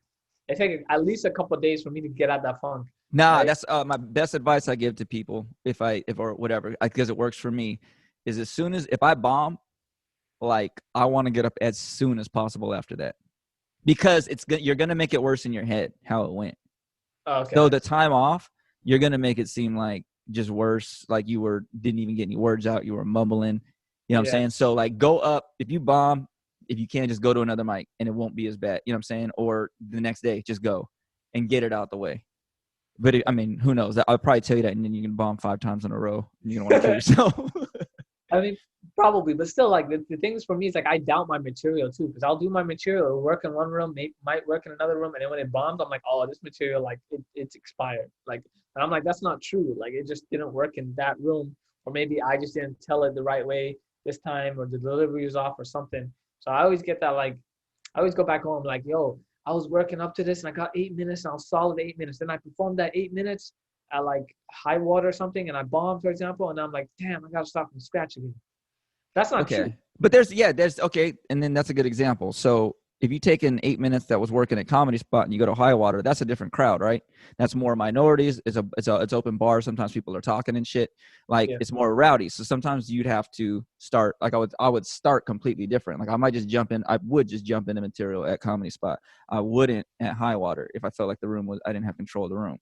And I might have to know that, like, even if I jump into material at high water, like, I was like, dude, if I don't have the crowd after this first joke, I'm gonna riff. Like I'm gonna get them, because I feel like no one has gotten this room yet. So I'm ready to eject on the jokes. I'm like, nope, I'll do this and let you guys know I'm present. Like I don't have to do these jokes. You know what I mean? Like I can call out what's happening right now. Stand up is the same kind of thing. Like I realize what works, what doesn't. It's still in its very, very early stages. But acting, I've been to a few auditions, bro. That shit is hard, because it's like a quiet, like even on a good audition, it's still a quiet room, right? So it's still hard. It's so hard to read, and like you'll be on the second page or some shit, and you won't know that these niggas hate you until after you're done, and you might feel like, yo, you killing it, but you're really not doing shit, and the embarrassment I feel like after I leave, I'm like, yo, so I really sat there. Because, like, you're bombing in comedy within the first 30 seconds because people are not laughing. Yeah. Right? Like, it's an indicator. But when you're doing auditions, it's like no one laughs, period. Right? So there's no indication at, like, minute 1, minute 2, or minute 3. Like, you're just auditioning for, like, 2, 3, 4, 5 minutes. And, like, you don't know if you're bombing or doing really well. So I've done that a few times, and then I leave. And then before I leave, they're like, oh, so, yeah, we'll let you know. And that's just basically saying, you know, that shit was ass, right? But they're just being very nice. But the worst one I had was when I had an audition for such a stereotypical role, but I applied for it because I was trying to get it. And it was like this kid who like wanted to be an NBA star. His dad left him. He just got his girl pregnant, and he wants her to get an abortion so that he doesn't do what his dad did. Okay. Most stereotypical shit, right? So I got like, I was so like, and he hates his father. Like that's his character, right? So I think his name was I can't remember the name. This is actually part of my stand-up at some point, but then I took it out because I was like, I hate this. But let's just say his name was Terry, right? Whatever. And they're like, hey, so how you doing? I'm like, good. He goes, so before I got up there, everyone's there, and then he goes, so what's your name? And I'm like, I'm Terry, and I hate my father. And they're like, hey, we just kind of fill out the form. What's your name? Your number? Da da da. I'm like, oh, I feel like shit. I feel like You shit got the right shit started? Oh, I would think that. started, bro. And it was like one of my first auditions, and then I just sat there. Were they laughing when you did that? Or were they like, what the fuck is No, he like doing? just straight up, just like stop wasting my time. Like, come on, we can go. And like I can't turn red, but nigga, my face was hot. Like I was so embarrassed. And the crazy thing is, like right after they finished taking down my details, I had to do it again. So I was like, my name is Terry. I hate my father. And then it was like they're just like just staring at me. And then when I left, the fucked up shit is, but I heard one of them like imitating me. So Oh, my name is Terry, and I hate my father. And this other thing was like, I was like, wow, these niggas unprofessional. But that was my worst story so far. Like, oh man, that was bad. but look, how would you even know that unless you go through that? I wouldn't know Like, you if have they're to- asking you your shit. It's just so painful, dog. Like it's so painful. Like I would much rather try to be funny and not be because I've had enough time to know that I'm funny, even if it's just with my friends or whatever. But to be told you can't act, well, not even told, but like I guess yeah, kind of told. Like But just mocked like is fucked right. up. That's The mocking part was just like it's just like when you want to cry, but like it just your tears won't come out. Like the mocking part was the part that just let me cry. It just let the rivers like just let the tears flow. Like that it was just like you know what sucks? Because that's the part in the movie where like that makes the hero because he's like, I'm gonna prove him wrong. But right then in reality, that shit hurts because you're like, you just hear that echo and like, my name's Terry. Like, bro. oh, I from now on I was just like but then it's also awkward the other way, right? Like if you don't come in just like blasting, like you got to come in like smooth, be like, hey, so yeah, my name is Sammy, I'm auditioning for this role, and they're like, whenever you're ready, and then you're just like, I don't but even see, know. you would know all that stuff. Next time you'll have your whatever you need to hand them. You know, it's like whatever. They're gonna Yeah, be but like, all right. it's still awkward, right? Because like now you got to get because for me, I was in the back waiting for my turn. I was like getting pumped up, right? Then I came out, so I had a good 10 minutes to prepare.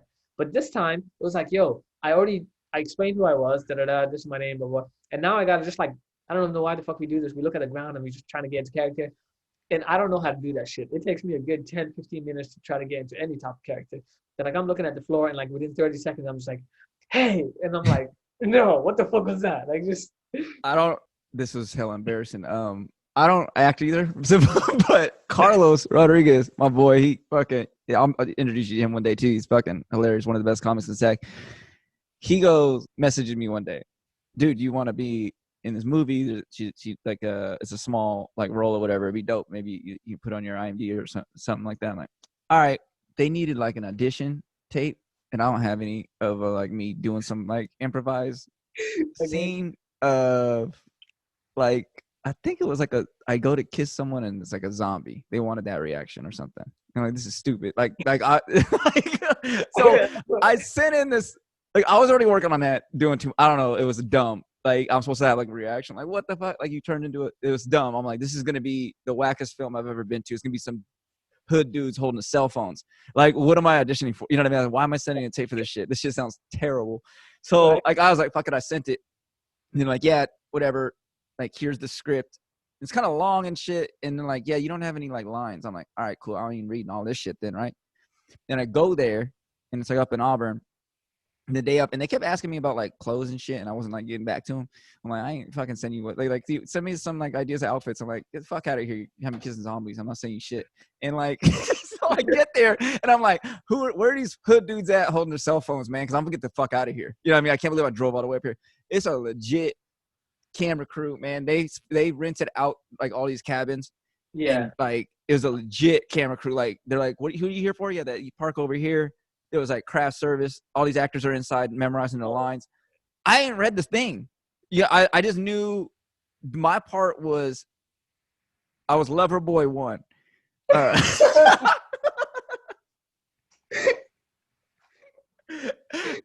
I don't know. I read the couple lines before me, and I'm trying to piece together what this thing's about. I'm like, I'm in the woods with this like girl, and whatever. Like you start like kissing this girl, and then like something like you roll over and you see someone, and that's all that was in the thing. So I even had to okay that with my girl. I'm like, hey, this is not for like a lot of money. Do you want me doing this thing? She goes, yeah, whatever. Like do it. I'm sure it's to be like a peck, like not even that. I'm like, all right.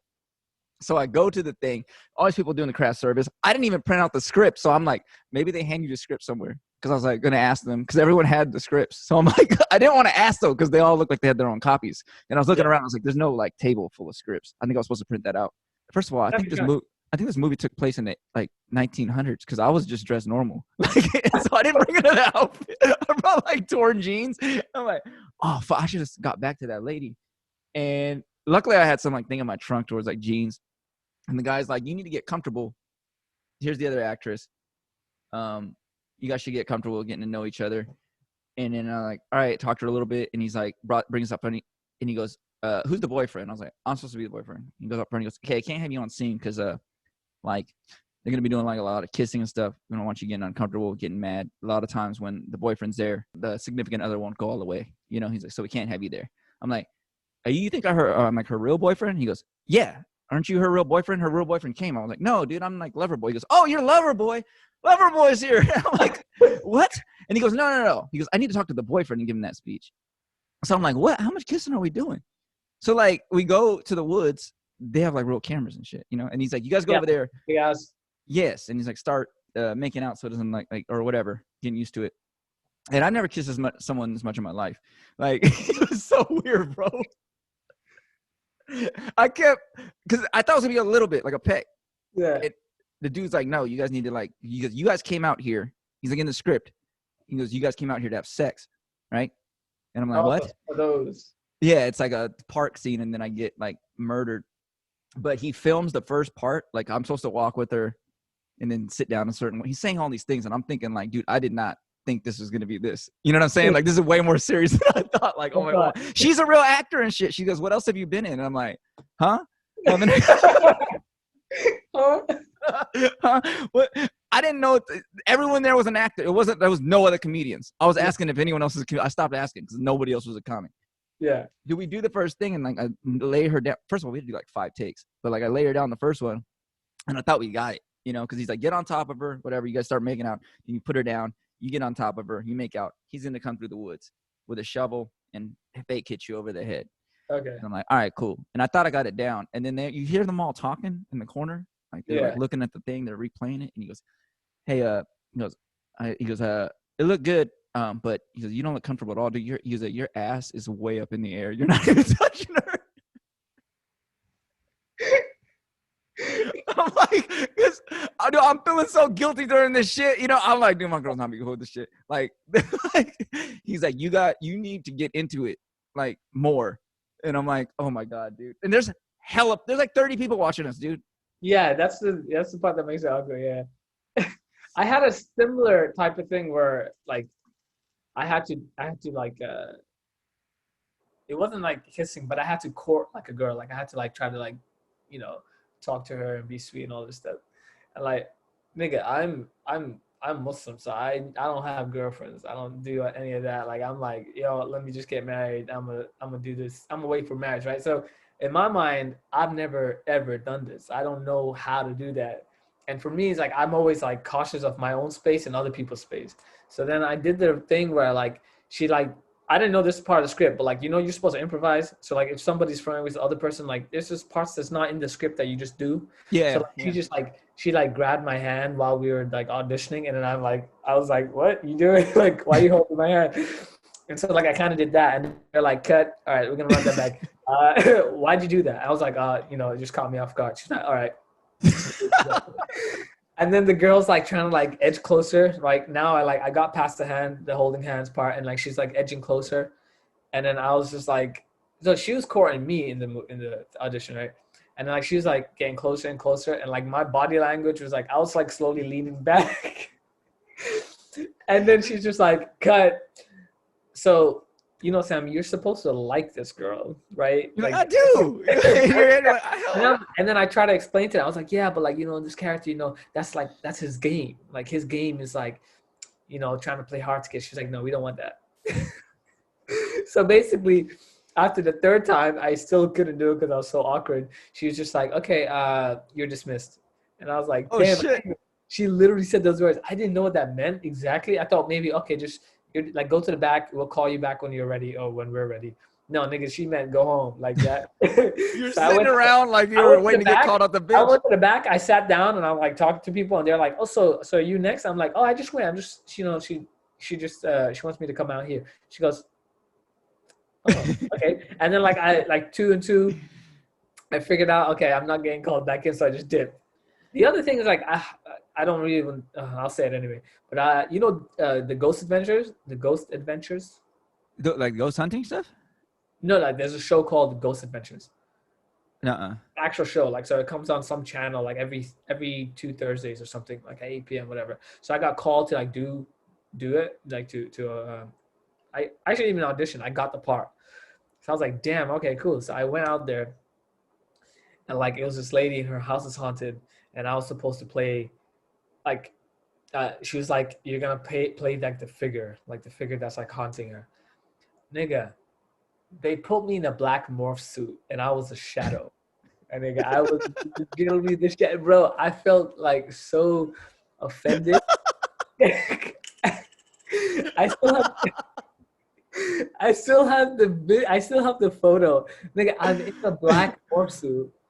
I'm like, niggas, you could have just cut the lights off. I could have done this shit without the suit. And what hurt more is that, nigga, I was Shadow 2. I wasn't even 1. Like, there was still with Who's the other dude?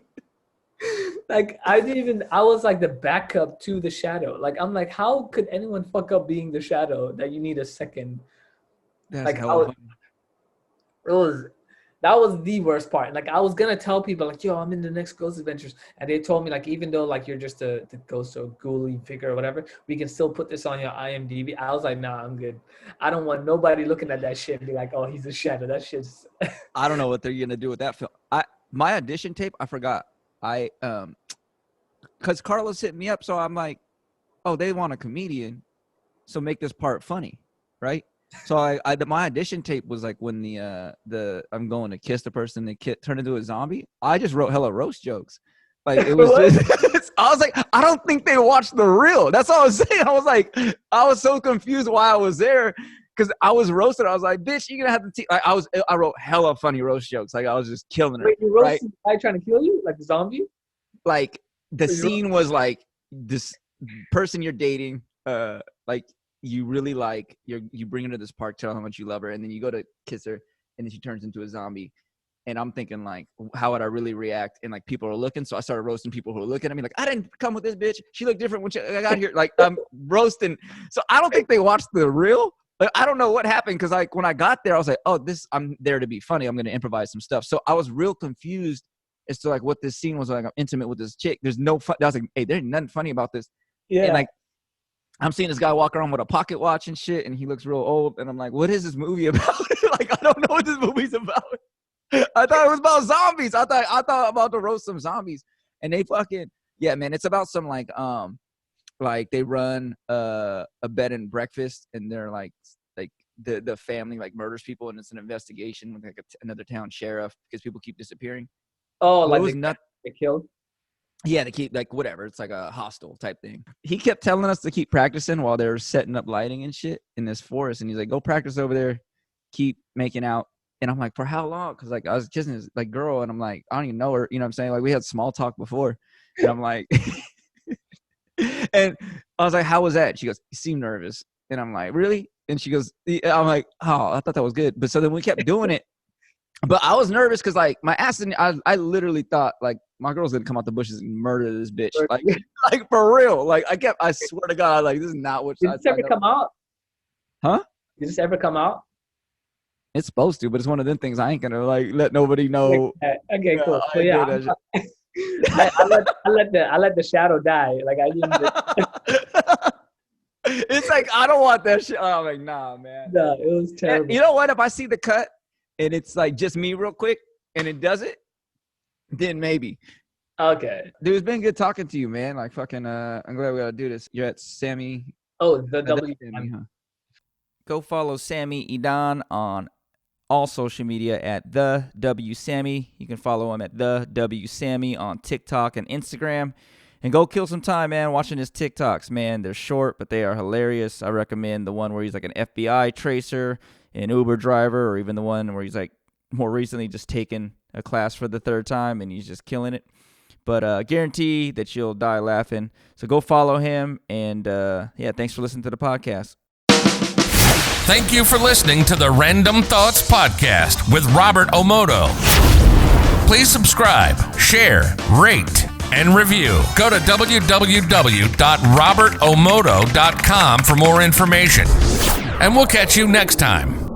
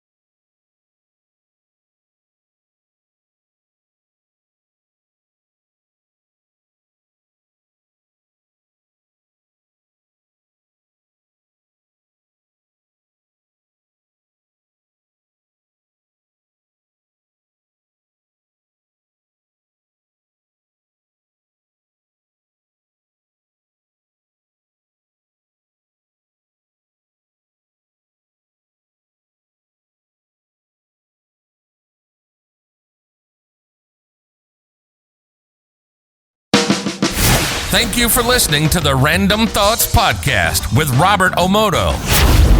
Please subscribe, share, rate, and review. Go to www.robertomoto.com for more information.